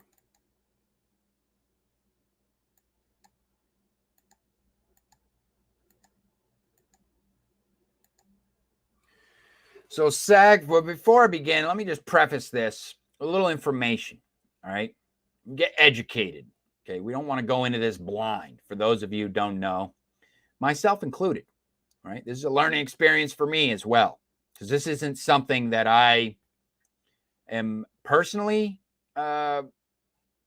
moved by in any way or really care about to any degree other than just simply covering the news as it pertains to this particular hot topic.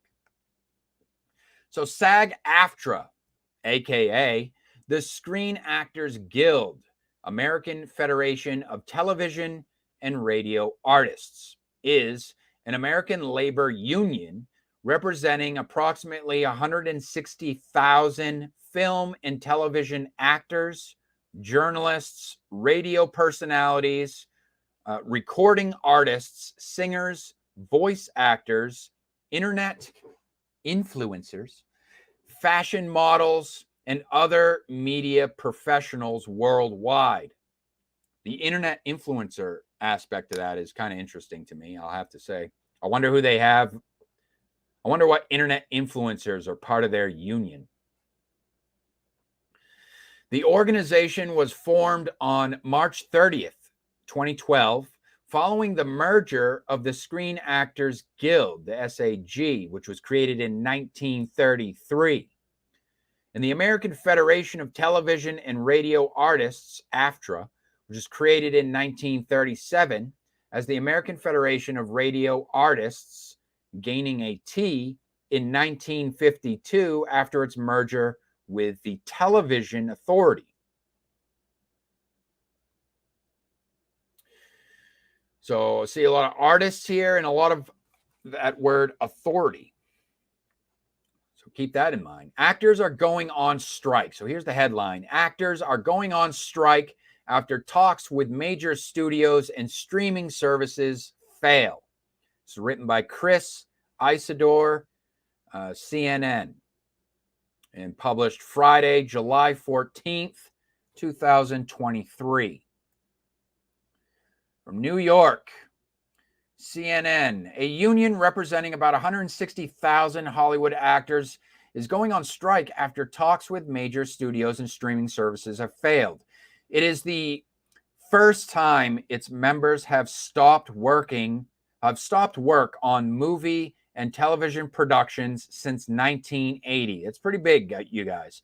After a final day of negotiations on Wednesday did not produce an agreement. Fran Drescher, aka the nanny, president of SAG-AFTRA, the union, said in a statement the studio management's offers were, quote, insulting and disrespectful, end quote. Quote, the companies have refused to meaningfully engage on some topics and on others completely stonewalled us, she said. Until they do negotiate in good faith, we cannot begin to reach a deal. It's kind of a bunch of blah, blah, blah on that one. Neither here nor there for me, really. I don't care. That literally has nothing. I don't care. I don't care as a fan, and I'm not part of their union. So it has nothing to do with me all the way around. But what does this mean for the arts and entertainment, or the entertainment industry more specifically? Less so on the art part, but more on the entertainment industry in the mainstream as it pertains to traditional publishing. That's what I want to know. Can we hear something about that, please?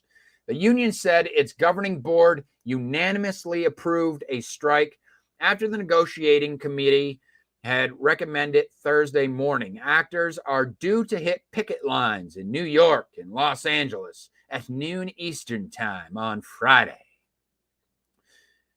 At a news conference at the union's headquarters in Los Angeles, Drescher said the union would not accept changes to the contract that do not match up to the changes happening in the industry. So changes here, changes in the industry.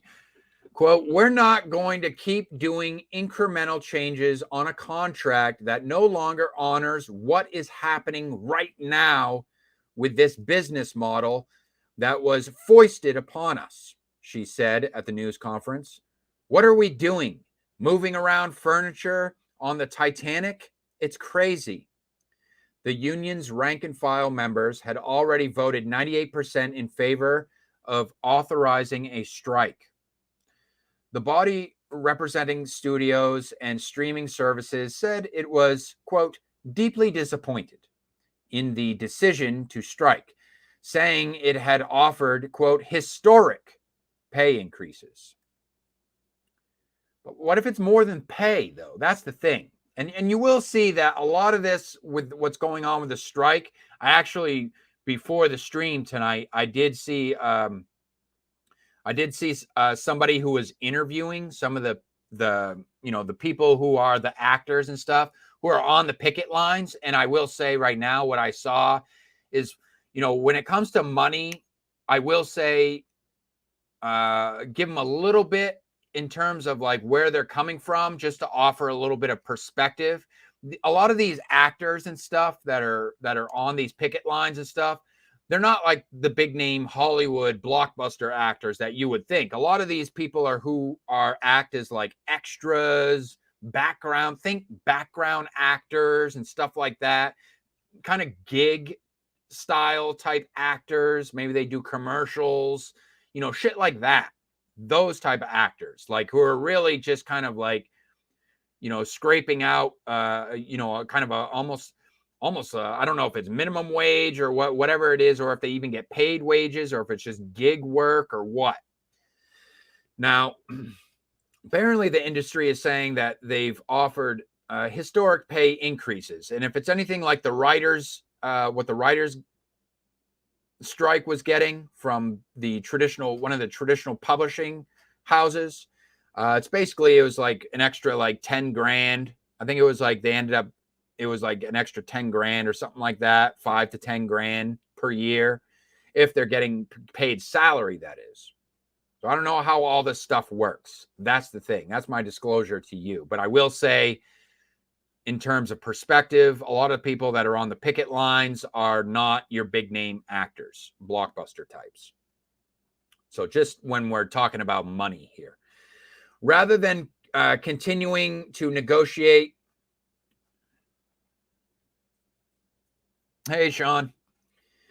Rather than continuing to negotiate, the SAG-AFTRA has put us on a course that will deepen the financial hardship for thousands who depend on the industry for their livelihoods, said a statement from the Alliance of Motion Picture and Television Producers, the AMPTP.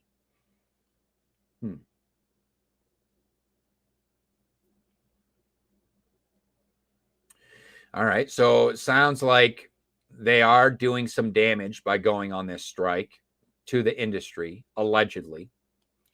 News of the upcoming strike action comes after 2 weeks extension of the union's contract expired. A federal mediator requests a management and approval by the union joined the final day of talks. So joining the writers, the SAG-AFTRA members will now join the more than 11,000 members of the Writers Guild of America who have been on strike against the same studios since the start of May. Holy shit. That strike had already halted production of most movies and scripted television programs. Wow. Sounds to me like the industry is in death throes at this point. Like this almost sounds like the death rattle of the mainstream traditional publishing, if you will. At least the model. I'm not saying entirely as if Hollywood is just going to go away, but in its current state, the current model and how it's structured, this is pretty big. This is pretty big, I have to say. More on that after I get through this. Now, there are concerns that with actors joining the writers on strike, the shutdowns could stretch through the summer and perhaps even persist through the end of the year. The actors' strike is expected to bring most of the remaining productions to a halt, with the expectation of some independent films not associated, with the exception of some independent films not associated with major studios. Well, there you go. There you go. So now that's what I wanted to touch upon. How this kind of sounds like the death rattle for the industry, while the industry types, which I do include the small-time actors, the background part-time type actors in this, as they are a part that make up this whole of the industry. So while those people are over here in the picket lines and they're striking for wages, trying to squeeze these CEOs and these corporations that are effectively just money-making machines, and they don't really care about people's feelings, as we can see. It's going to be interesting to see how they move forward, because money, are they going to fold? Are they going to try to just, toss them some peanuts? Or will they completely restructure these deals and how the industry works as a whole? I think that would be the most interesting part. If these people can hold out, but I will say right now, after watching that interview for those people who are on the picket lines, a lot of them sound pretty desperate. They're practically begging for pay increase. They're practically begging for pay increase. A lot of them, you look into their eyes when they're being interviewed on these picket lines, and a lot of them seem desperate. A lot of them, they're talking about their families and shit, needing to feed their kids and stuff like that. That when people start talking like that, they're trying to play upon people's sympathies, and it's a sign of desperation. I hate to sound all, art of war over here, but it's a fact of the matter, and I feel like a lot of these companies know this. So it'll be interesting to see if this kind of tug of war is just going to end up being, give these people toss them some peanuts, because they are making money hand over fist. The industry continues to make money hand over fist, even if it's just simply thanks to, the content creators, the social media influencers that are part of the union, interestingly enough, creating rage bait type content that's for Hollywood movies. That's fucking interesting. That's a whole new angle I'm gonna have to bring up in a separate video. But yeah, it brings a whole new angle to this rage bait, clickbait type content that centers around Hollywood, that these people allegedly hate. Interesting. We'll have to revisit that another time. But anyways, notice how they're talking about it. The exception to the rule here are the independent films. So it'll be interesting to see with these theaters now, the infrastructure. They need movies in these theaters to keep these movie theaters alive. So it'll be interesting to see moving forward if Hollywood is effectively shut down. Is that going to create more opportunities for exposure for indie film, independent filmmakers to get into fucking mainstream AMC? I'm talking AMC style movie theaters. Get AMC exposure, if you will, for their indie films. That might be interesting. That might be an interesting take on this and where this could end up. So I'm going to be keeping an eye on this. This is something that, I might keep an eye on. I'm definitely going to be keeping an eye on, as things develop. I'm not going to go looking for it, in other words, but as things develop, I'll cover it here on the channel and see what happens by where we're at the end of the year. Especially with now that Hollywood is effectively shut down. Hollywood is effectively closed for business as of right now. Now, streaming services, now that means the major studios, again, major studios. Does that mean they're out of business? Not necessarily. Not necessarily. It could mean that major studios, they also might start fucking with indie. Just tossing that out there. Indies are not beholden to union leaders. Indies may be, and people think indies, and that just means that, it's poor people. No. Indies, there are indies that are out there, indie artists out there who are self-made millionaires. There's quite a few of them, actually. There's plenty of indie artists out there that are active in the underground scene who are self-made millionaires. But, to make a big budget production, that's not typically something that an artist themselves digs into their own pocket for, unless it's like a vanity project, like a real passion project. It's just not typically done where there's other people involved in the project, that the artist themselves is going to pony up the entire investment capital, the seed capital for that particular project, for that artistic investment, if you will. Usually it's more often than not, they're going to search out investors that are going to pony up the production money for the project and the artist, and there's management involved. Just because it's indie doesn't mean that there aren't business entities involved, production companies involved to help see the project through to the end. Especially when you're talking about film, which has a lot of moving parts. And I'm just starting. I haven't even dabbled in it. I'm interested in it. I'm still in the friggin' learning phase, and there's a lot to it. Talk about actors.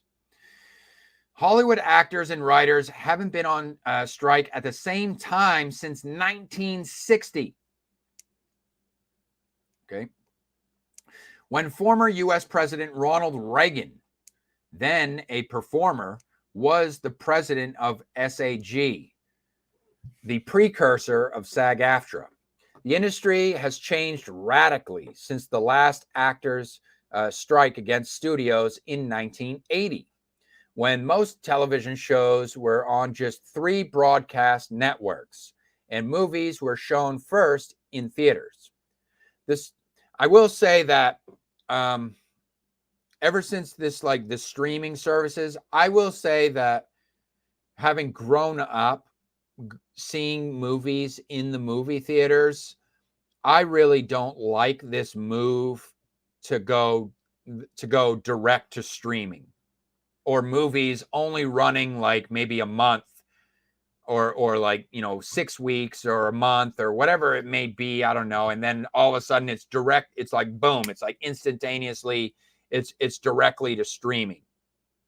I think usually there's some sort of contract where they're going to run, especially if it's like comes from major studios. There's a contract where they're going to run, theatrical. They're going to do an initial theatrical release first before it can be available on streaming. But even still, I don't know. I'm just not with it. And a lot of indie is like that too, where just like this direct to streaming type stuff. And it's like, at that point, streaming just kind of turns into this like glorified YouTube. Really, it's like streaming services. I mean, let's face it, a lot of these streaming services are just glorified YouTube platforms that just so happen to have rights to particular IPs. That's all it really is at the end of the day. Now, if YouTube, now I know YouTube, a lot of the movies that you can watch that are available on these streaming services, I think some of them you can just watch right here on YouTube as well. I mean, like legitimately, like you can purchase them or something like that. I don't know about all of them. Obviously, there's going to be some like Disney Plus. I know Disney, they're going to bogart all their IPs and stuff like that. But a lot of movies, a lot of the old movies and stuff like that, you can purchase or you can rent right here on YouTube, So I don't really see the point of doing a subscription model. Yes, you want competition because you don't want just one streaming service controlling all of the IP. And you still want the existence of physical media, at least in terms of keeping a library, even if it is just in libraries. Like, you want to keep libraries alive because libraries are like a piece of history as well, that they have physical copies of the media, not just books, but they do so with DVDs and stuff like that as well. I don't know if they do VHS, but I know in my local libraries, they have DVDs and stuff like that you can take out. So the industry has certainly changed quite a bit. Their refusal to meaningfully engage with our key proposals and the fundamental disrespect shown to our members is what has brought us to this point. The studios and streamers have underestimated our members' resolve, as they are about to fully discover. Well, the thing about it is, again, the rise of indie. The indie, I think what a lot of these, to be honest with you, a little pushback is I think what a lot of these streaming services are going to find is that there's actually a lot of indie companies out there, indie labels and whatnot, that are organized. They have their shit together, and they have the means to work alongside with a lot of these businesses. So now what's happening here is because these people are taking themselves off the market, so to speak, in a way, it's basically a blessing in disguise for independents to step up and say, hey, look, these people are they're taking themselves off the market, but we're looking to get into the market. How about we have some negotiations? How can we work with you that in a way that's beneficial for all parties involved? Okay. And it may be coming from an indie label or an indie artist that doesn't need to beg for wages. In other words, they're not like money. In other words, it's not about money. I told you I was going to bring that up. It's not about you. Like, this is the stigma that all indie artists are poor. All indie artists are like these Joe Blow schmoes that are really just trying to make a buck off of the market, you know. But that's not the case. Like, there are a lot of multi-millionaire indie artists out there. So, and with business backgrounds as well, like doubling as business entrepreneurs and shit. So like this, I almost see this as like a blessing in disguise for those type of individuals to almost step up and say, how can we get involved here with these services, with these distributors, in order to gain extra exposure for our companies, for our projects, for our people, if you will. Think about that. So it's almost like these people who are on strike, they're doing a favor for the indie scene. Mark my words. I think a lot of these major studios might start, and these execs, these CEOs who care about the bottom dollar or whatever, they might be interested to have sit downs, have roundtable discussions with some of these established indie companies and indie labels out here in the underground. It's interesting times, I have to say. Interesting times indeed. The difficulty of coming up with contract language to cover the age of streaming services and artificial intelligence, another wrench thrown in the mix, is why many people fear it will be difficult to reach agreement on a contract quickly. Quote, "This is a sea change negotiation," said David Mumpower, Chief Content Officer of Mickey Blog, which tracks news about Disney, and co-host of the Streaming Into the Void podcast. And if they get it wrong now, they're going to have it wrong for decades. So watching the bottom line. The strike comes at a time when the major media and tech companies that have jumped into the world of streaming services are focused on cost cutting and profitability. Yeah, I mean, there is this little thing called the economy, and what's going on with that shit kind of has an effect on the industry. In case you haven't noticed. Rather than subscriber growth. All right. So the streaming services right now are looking to focus on cost cutting and profitability, okay, rather than subscriber growth. All right. The AMPTP is negotiating on behalf of the studios, which include Amazon, Apple, CBS, Disney, NBC, Netflix, Paramount Global, Sony, and a little tongue-in-cheek here, CNN, parent, Warner Bros. Discovery. Many of these companies have seen drops in their stock prices in the last year, prompting cost cuts that have included layoffs. It had earlier seemed as if the actors' strike could have been avoided. Drescher recorded a video message to members saying the union was having, quote, extremely productive negotiations, end quote, with AMPTP. But immediately after her message, a letter signed by hundreds of high-profile performers, including Meryl Streep, Glenn Close, Jennifer Lawrence, Bob Odenkirk, Mark Ruffalo, Quinta Brunson, and Rami Malek, urged the union to take a hard line. The actors said they were prepared to go on strike for the contract that members needed. Quote, a strike brings incredible hardships to so many, and no one wants it, end quote, the letter said. Quote, but we are prepared to strike if it comes to that, and we are concerned by the idea that the SAG-AFTRA members may be ready to make sacrifices that leadership is not. We hope you've heard the message from us. This is an unprecedented inflection point in our industry, and what might be considered a good deal in any other years is simply not enough, end quote. More than 300 actors signed the letter initially. The signature count has since climbed to over 1,000, according to trade publication. All right, so obviously the backing of most of, I'm going to say, or a big portion, I would be interested to see how many big name actors were on that list, though.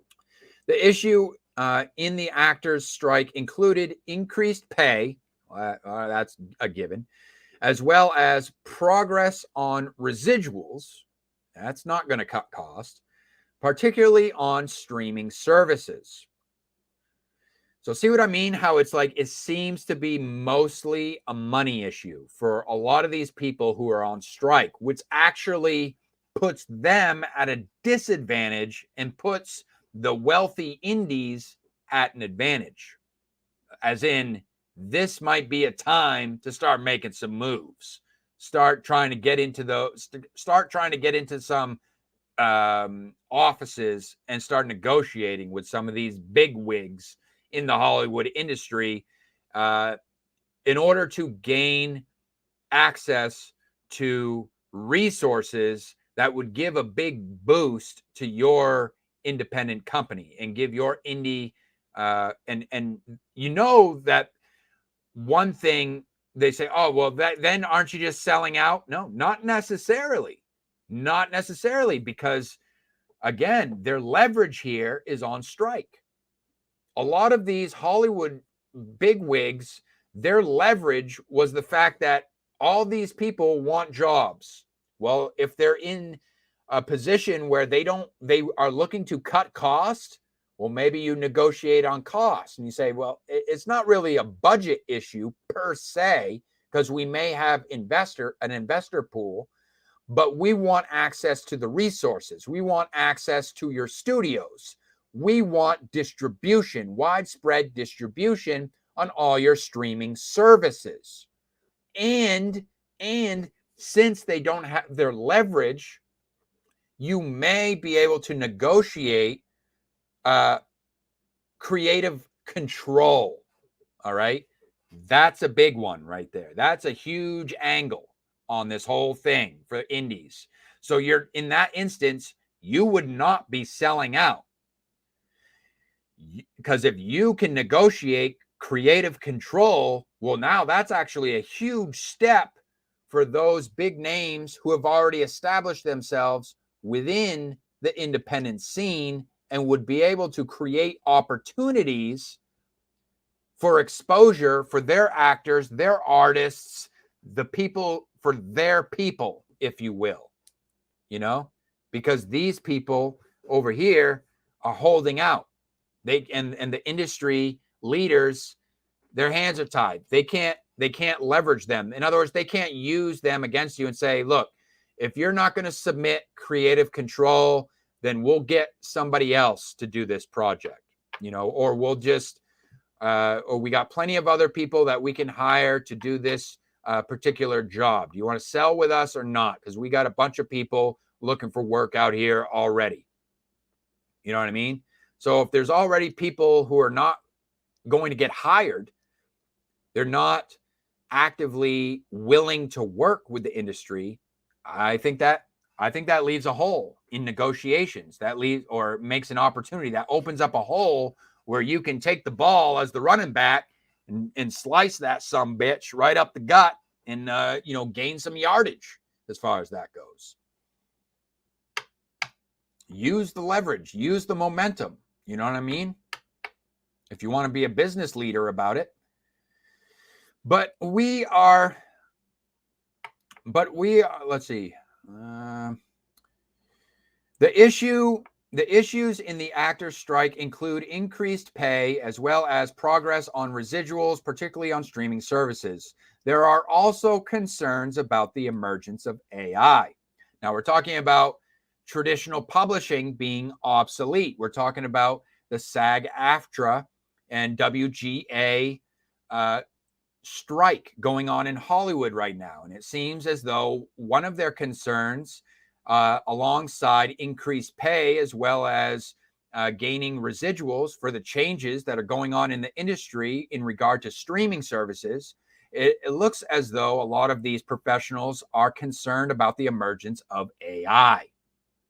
Now, this is kind of a dovetail on this hot topic here with our other hot topic, which is art and AI. And they say on this one, just kind of a short quote here, just says, we all agree AI is going to be used. Now, this is an industry. This is in the industry. And I said this, and I've made mention of this before, that these corporations don't give a crap about your feelings. They're not there to make sure your family is taken care of. That's your job. That's your concern. Okay? Business entities, corporations, they don't care about that stuff. That has nothing to do with them.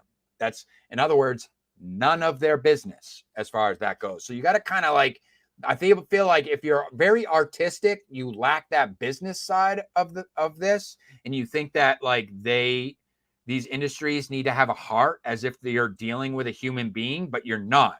You're dealing with an entity that has one goal and one goal only, to make sure that they fulfill their bottom line so that they can stay in business. And that's the ultimate goal, is to stay in business, dominate the market. That's a corporation. Stay in business, dominate the market. Regardless of their quote unquote mission statement, you're going to see, based on their actions, that's what these corporations do at the end of the day. That's all they're concerned about. So we all agree that AI is going to be used. We don't know yet how it will be used, said Tom Noonan, a lecturer at the UCLA School of Theater, Film, and Television. The AMPTP said its proposal to the union included, quote, a groundbreaking AI proposal that protects actors' digital likeness, end quote. And that's where we're going to end that article. I will leave a link in the show notes so you can review that article for yourself. But just a final word on that as it pertains to the AI thing. Yeah, I guess basically what I heard through the grapevine is effectively what these companies are going to be looking to do is they want to effectively, for a lot of these background actors, right? It's keep in mind, it's the background actors. The A-listers, their jobs are secured. They have agents. They have people that are looking. They have people. Okay, they have their own people, their own entourage, if you will, of people who have a vested interest in protecting what is in the actor's best interest as far as that goes. But a lot of these like low, entry level type actors, the background actors, like I said, make up the majority of the people who are standing in these picket lines and begging for wages. These are the background actors. These are your, the people who are doing like commercials or something like that. Basically, one idea that I heard was talked about with these corporations, they want to start scanning these people's likeness and kind of having a contract, almost like an ownership, if you will, of that likeness, or they have license. It would be more of a license, not an ownership.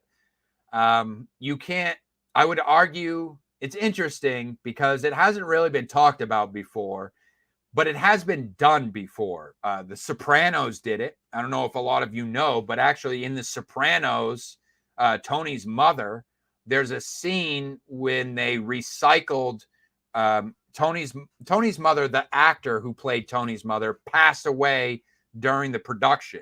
There's actually a scene in that show where they kind of like scanned her face and kind of like superimposed it onto like an actor or so. I don't know exactly how they did it, but they superimposed pre-filmed footage of her face onto an actor's body or whatever, or a prop or whatever, to kind of write the character out of the show. And so it's been done before. The legality of all that stuff, it makes sense if it's for a particular project, but I don't know about the whole legality of like licensing, or I don't think you can copyright someone's likeness. In other words, I was kind of joking around on another show, another stream earlier tonight about that, where it's like, it sounds like you want to try to start copywriting entire human beings. So, it's almost like LA is going to get a huge boost in the plastic surgery industry. It's like, okay, you can copyright my likeness. Okay, shit. Now I can't work with any other studios. So what I'm going to do, I'm going to go get some plastic surgery done so I can sell my likeness again. Basically resell my soul, if you will. But I think it'd be probably more of a licensing thing. So it's like they would license someone's likeness. So it's like you scan these background actors, basically just a out and out way of doing like a one-time payment type deal. Maybe royalties, probably not though. I think it's just a one-time payment deal where it's like, look, do you want to be in this movie or not? You have to let us scan your likeness. And I think that there's enough desperate actors who are trying to quote unquote break out in the industry in LA that probably don't have the know-how or whatever, the sense, or maybe just out of sheer desperation or just wanting to get involved in general, that would probably be willing to scan their likeness to be used indefinitely by the studio in whatever project they see fit. In other words, they have license to use that likeness as many times as they wish as background actors, if you will. As a background spot, filler, background filler. So start looking at that. That's already been done too in a lot of movies, like 300. The movie 300 had a lot of computer generated figures and whatnot in there to kind of fill the screen. So, I mean, that type of stuff has already been done, but it's just been mostly CGI. Why, with the advent of like Unreal Engine, another thing is with the advent of like Unreal Engine 5 or whatever they're up to now and how realistic it looks, do you really need to scan real people's likeness? Can't you just like create lifelike looking actors using Unreal Engine 5 engine, and then because you're just putting them in the fucking background anyways, can't you could just create these figures using that engine. They look lifelike texturally, within a lot of these games and shit now, and then you just put them in the background. They could just put them in the background if they wanted to, and then just kind of blur over it, you know what I mean? So where it's like you can't really tell. It's really just modeling those sprites, glorified sprites, if you will, or models, 3D models after actors who are just, they're walking around with their mocap or whatever the hell, motion actors. So, it's an interesting time to be alive, and it's interesting to see what is going on in the mainstream industry, because quite frankly, I don't give a shit at the end of the day. And quite frankly, whether it survives or it doesn't, I don't care. I haven't really cared about what has been coming out of the mainstream industry for years. They haven't been creating anything that really captured my interest. However, I will say that the Demeter video, because I actually just finished Dracula not that long ago. So that Dracula-based movie does sound kind of interesting to me. Not going to lie about that one. But other than that, I mean, it's really been a long time since Hollywood's really grasped my attention with anything that's been coming out of their studios. So again, this might be an opportunity for indies to step up and maybe get involved. So I'll leave it at that one. You guys share your thoughts with me. You got any extra news of what's going on? You on the front lines? Are you picketing in this strike? And you would like to share a little something with me? I don't know why you would, but hey, shit. For whatever fucking reason, maybe you catch this. So, I'd be interested to hear your take on this whole thing.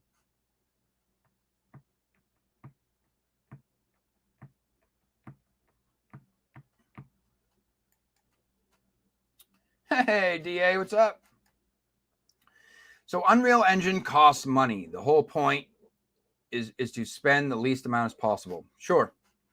And perhaps they have, and perhaps these studios, they have like their own in-house kind of like software or whatever that they use, so they don't have to, because I know that they do when studios use software, you have to actually license the software that you use too, if it's like a third-party software. So I do know that much. I do know that if they use Unreal Engine 5, they have to actually give credit to the studio, the Unreal Studio, for using their software, and they have to have a license to use their software for their movies. So I do get that aspect, but maybe it is cheaper though. I don't know as well. I don't know how much that would cost, or if it's like a individual, like case by case negotiation that these studios do to be able to use the Unreal Engine. Like if it's like a case by case basis, depending on depending on the size and the scope of the job necessary, that could also be something that goes into play there. I don't know. I'm not an industry insider, but definitely interesting food for thought. Thank you for that.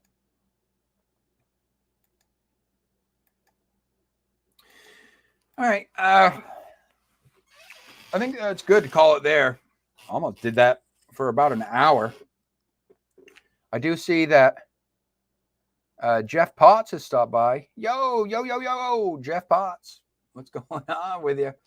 Let me give you an air horn real quick.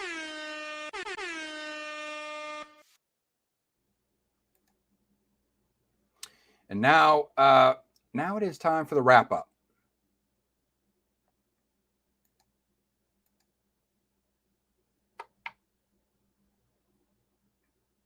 Oh yeah, no doubt. No doubt. And I think that's precisely what they want to do, just for like background, really just background assets. Really, that's what they were saying, for background actors and shit, which is not good for the industry as a whole, because a lot of that, when they're talking thousands, of people who are in this union, that's the bulk of it, is like, the lower tier, the I'm not even talking B listers. I'm not even talking C listers. This is like the ED. This is like the F. These are like the F listers. These are like the F listers, as in F as in forgettables. You know what I mean? These are the gig workers. But the thing about it is, another interesting dynamic to think about is that if they do that, and I wonder if the industries are thinking about this, the studios, I mean, if they do that where they scan these background actors and it gets to the point where like they just don't have any fucking jobs to offer for these, you know, F-lister type people who are trying to break out into the industry, if you will. I wonder how that's going to affect the whole scene, the LA scene, like physically, like think Hollywood, you know what I mean? Like a lot of people like move to LA. A lot of these people are people that move to LA with the intention of getting into showbiz. You know what I mean?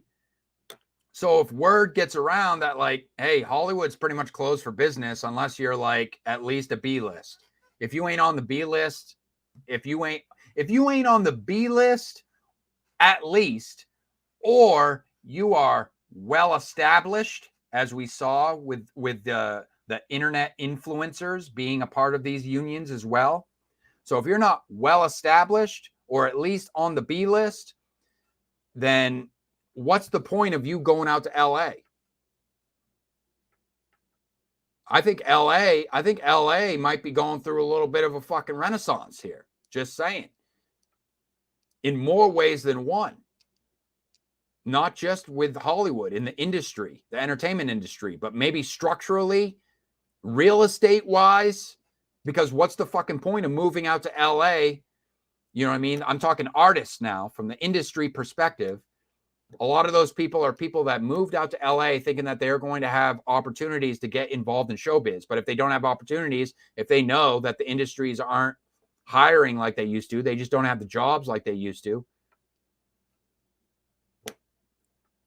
I mean, why move to a fucking city where there's homeless on pretty much everywhere you fucking look?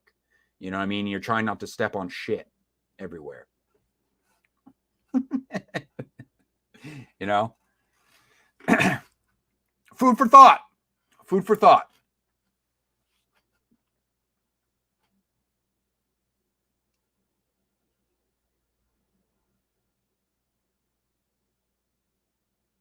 Yeah, for sure. That's another way of looking at it. Why does LA? But I mean, I say that, but at the same time, please don't bring. There is an LA here in Maine. LA, call them the Twin Cities here in Maine. But I don't want a pseudo LA opening up in my home state. Please, no.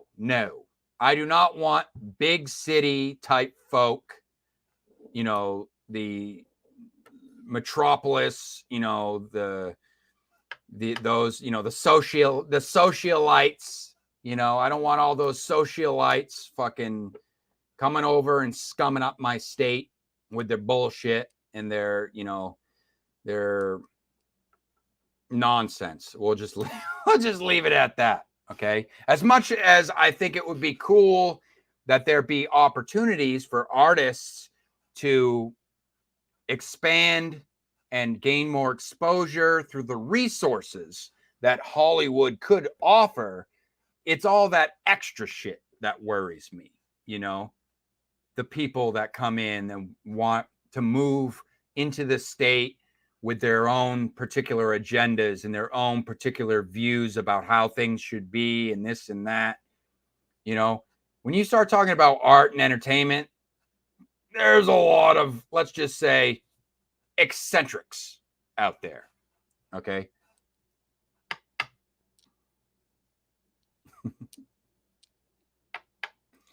Yeah. For me, it's not just about that, though. Me personally, it's not just about that. Culturally, I think it could be interesting because it would give some extra things to do, because there's not, unless you're an outdoorsy type, there's really not a whole hell of a lot to do in Maine. A lot of people stay indoors and smoke weed. Not me particularly. But yeah, I mean, unless you snowmobile, you hunt, you do that, you know, it would add a little bit of culture, dare I say, to the state. There's a little bit. We have some theaters where you can go and see live plays and stuff like that. Nothing too big. You know, it's public. It's like public play, public theater type shit. You know what I mean? We got some indie film type stuff going on in our state. So, it would be cool if there was like some big kind of boost in terms of resources as far as that goes, because it really would juice up the culture. But like I said before, when you do that and you increase activity, it also brings a lot of that extra shit along with it, that the undesirable, what I would find damn near intolerable type of shit.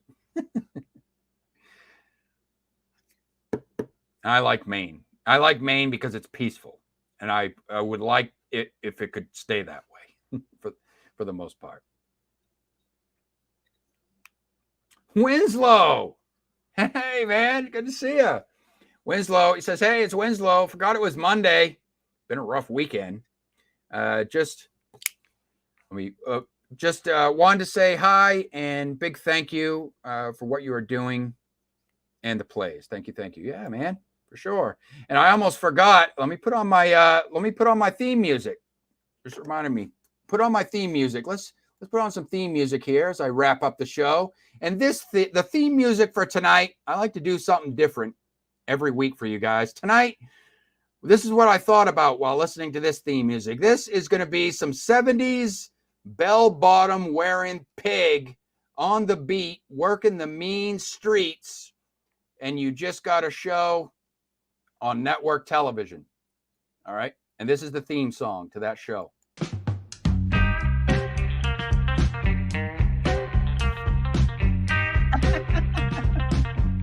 Does he have a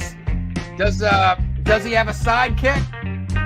Does this bell-bottom wearing cop have a sidekick? Is he portly and short? Eat a lot of donuts? Do they get into hijinks? Do they smoke the ganja on their days off? On the down low, keep it from their captain so we don't know. What's a cliche name for a cop? Murdoch in my office now.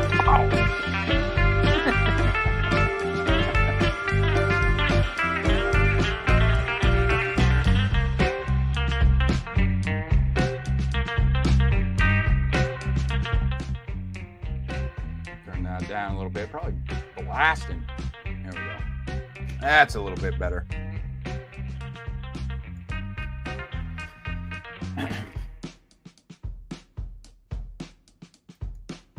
Oh, yeah? I don't remember where you're from.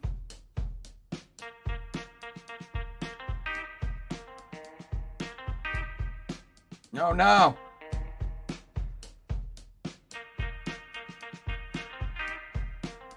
Sounds like Sheriff Lobo, Winslow says. And I'm dating myself with that reference. Hey, look, you've already screwed the pooch on that one. Because you've already admitted that you're into the old-timey radio. This is a guy who used to listen to the stories when they were fresh on the AM, not the reruns. I'm just fucking with you. All right, let's do. All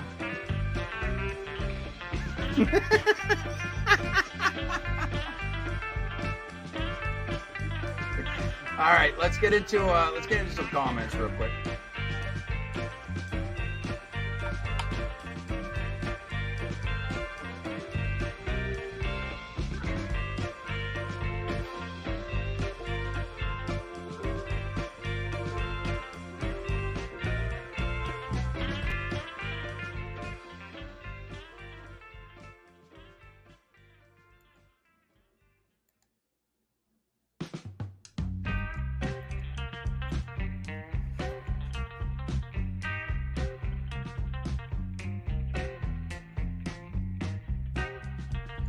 All right, so let me do a little catch up here. I think I missed some from earlier, so.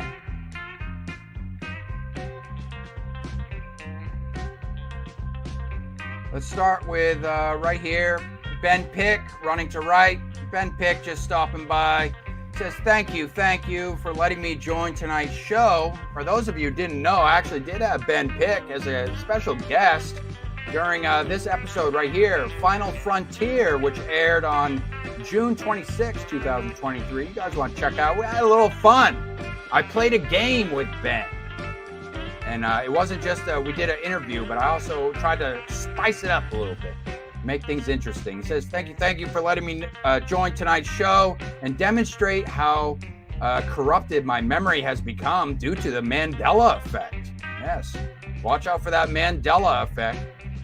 For my hot take comment in last week's video, I meant that I was the problem because I'm excited to see a sequel, specifically Across the Spider-Verse, rather than a different movie with a new IP.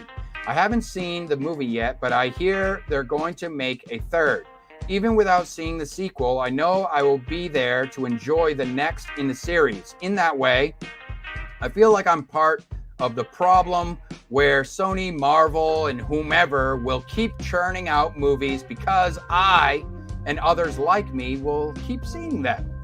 The first Into the Spider-Verse movie was fantastic from its visual storytelling, character development, and uniquely Spider-Man comedy beats. I have high hopes for its sequel, even though it is a sequel. Yeah, the hot topic was about the Spider-Man verse and doing kind of like switching up the characters. Like I was like, okay, there's Peter Parker as Spider-Man, but now there's this Miles Morales type character that is Spider-Man. And I was almost like trying to come at it from the angle of like, I can almost understand how you can have a different character be Spider-Man. Whereas the superhero concept is almost like superimposed, if you will, with the irony there, superimposed upon the human character. So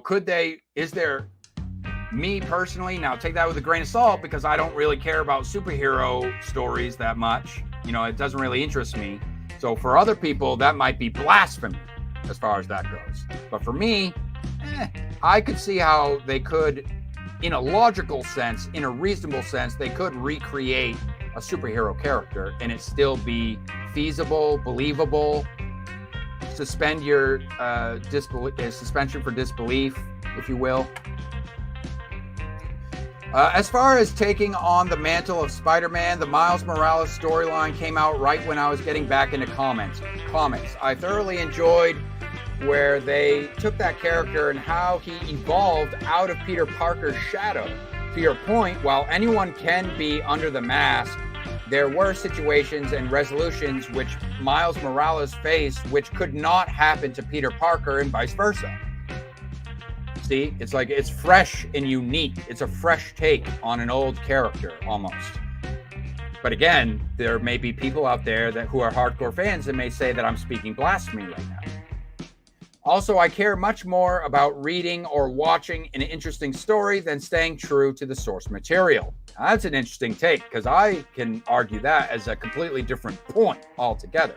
Because I've made the case for movie adaptations that are based on older works. For instance, I had one where it's H.P. Lovecraft movie adaptation, which was more of a reimagining, as they put it, which wasn't going to stay true to the source material.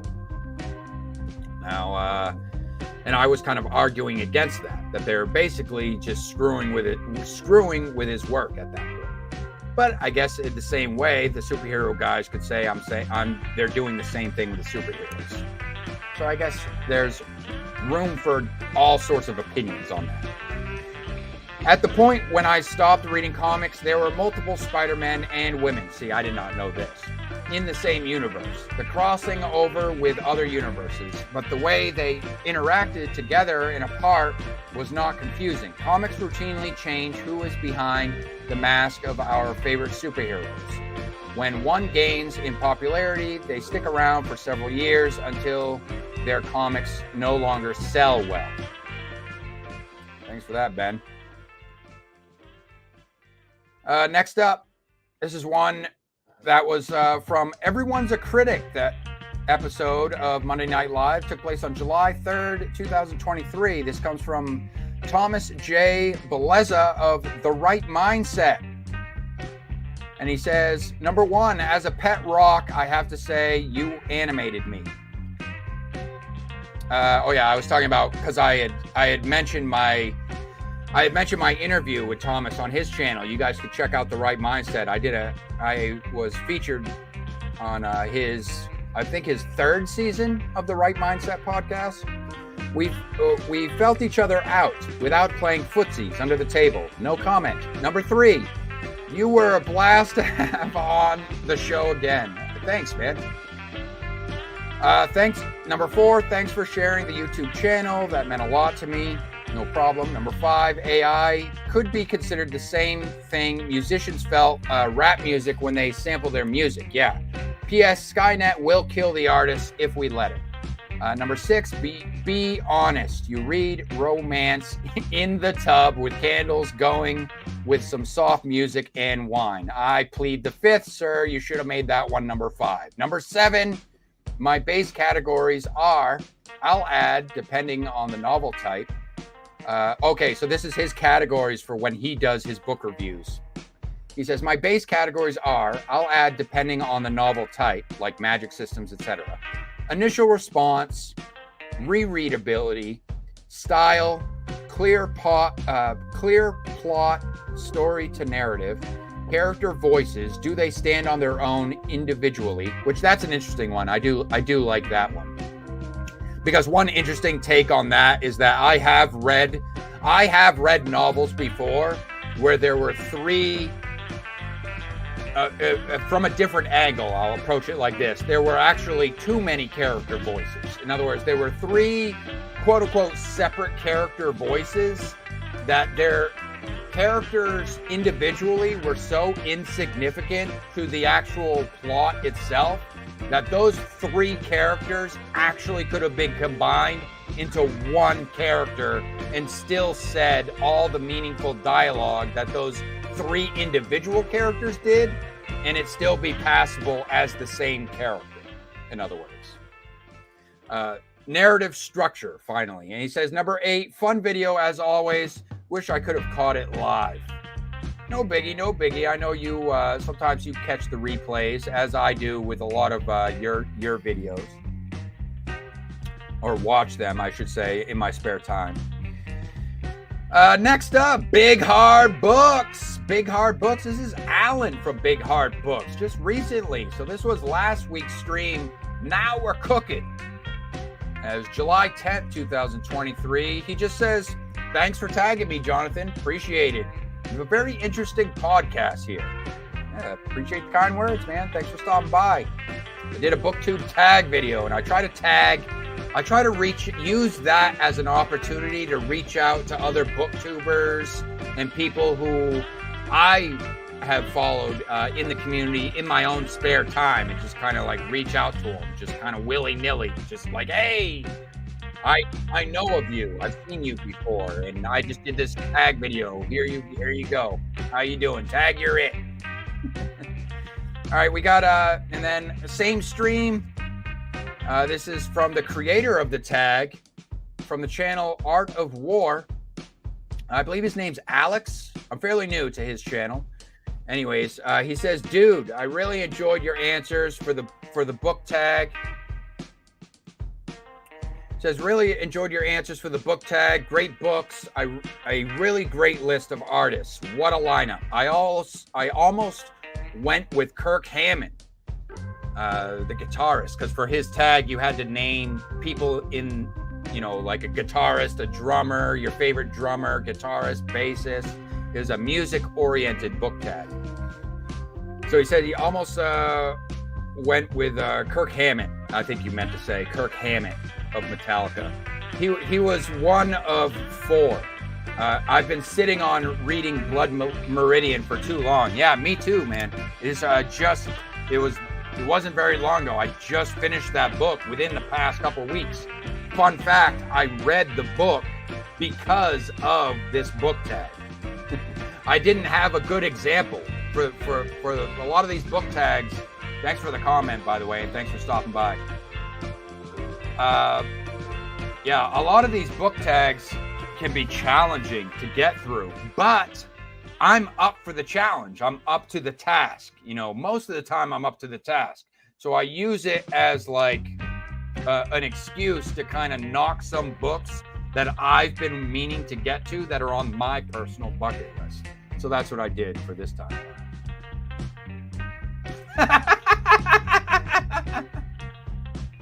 Hey, I don't know. There is the benefit of the doubt, ladies and gentlemen. I do not know the official age. The official age of Winslow Swan. It was an offhanded comment. Well, that's the live stream for this week, ladies and gentlemen. I hope y'all had some fun. I hope y'all discovered something new. But hey, don't fret, because guess what? I will be back here for you next week. You can bank on it. Same time, 9 p.m. Eastern Standard Time. That's 6 p.m. Pacific. Have a good week.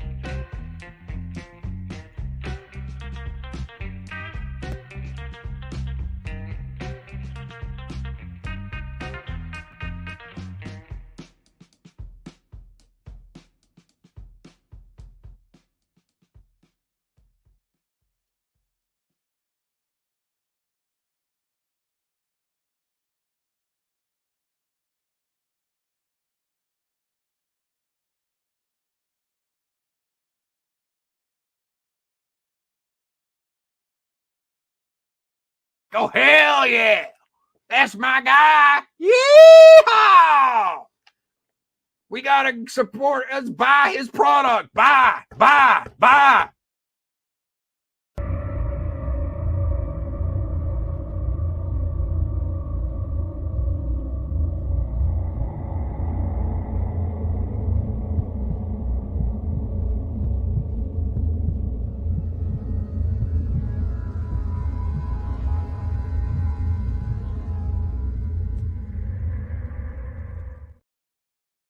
This offended my sensibilities.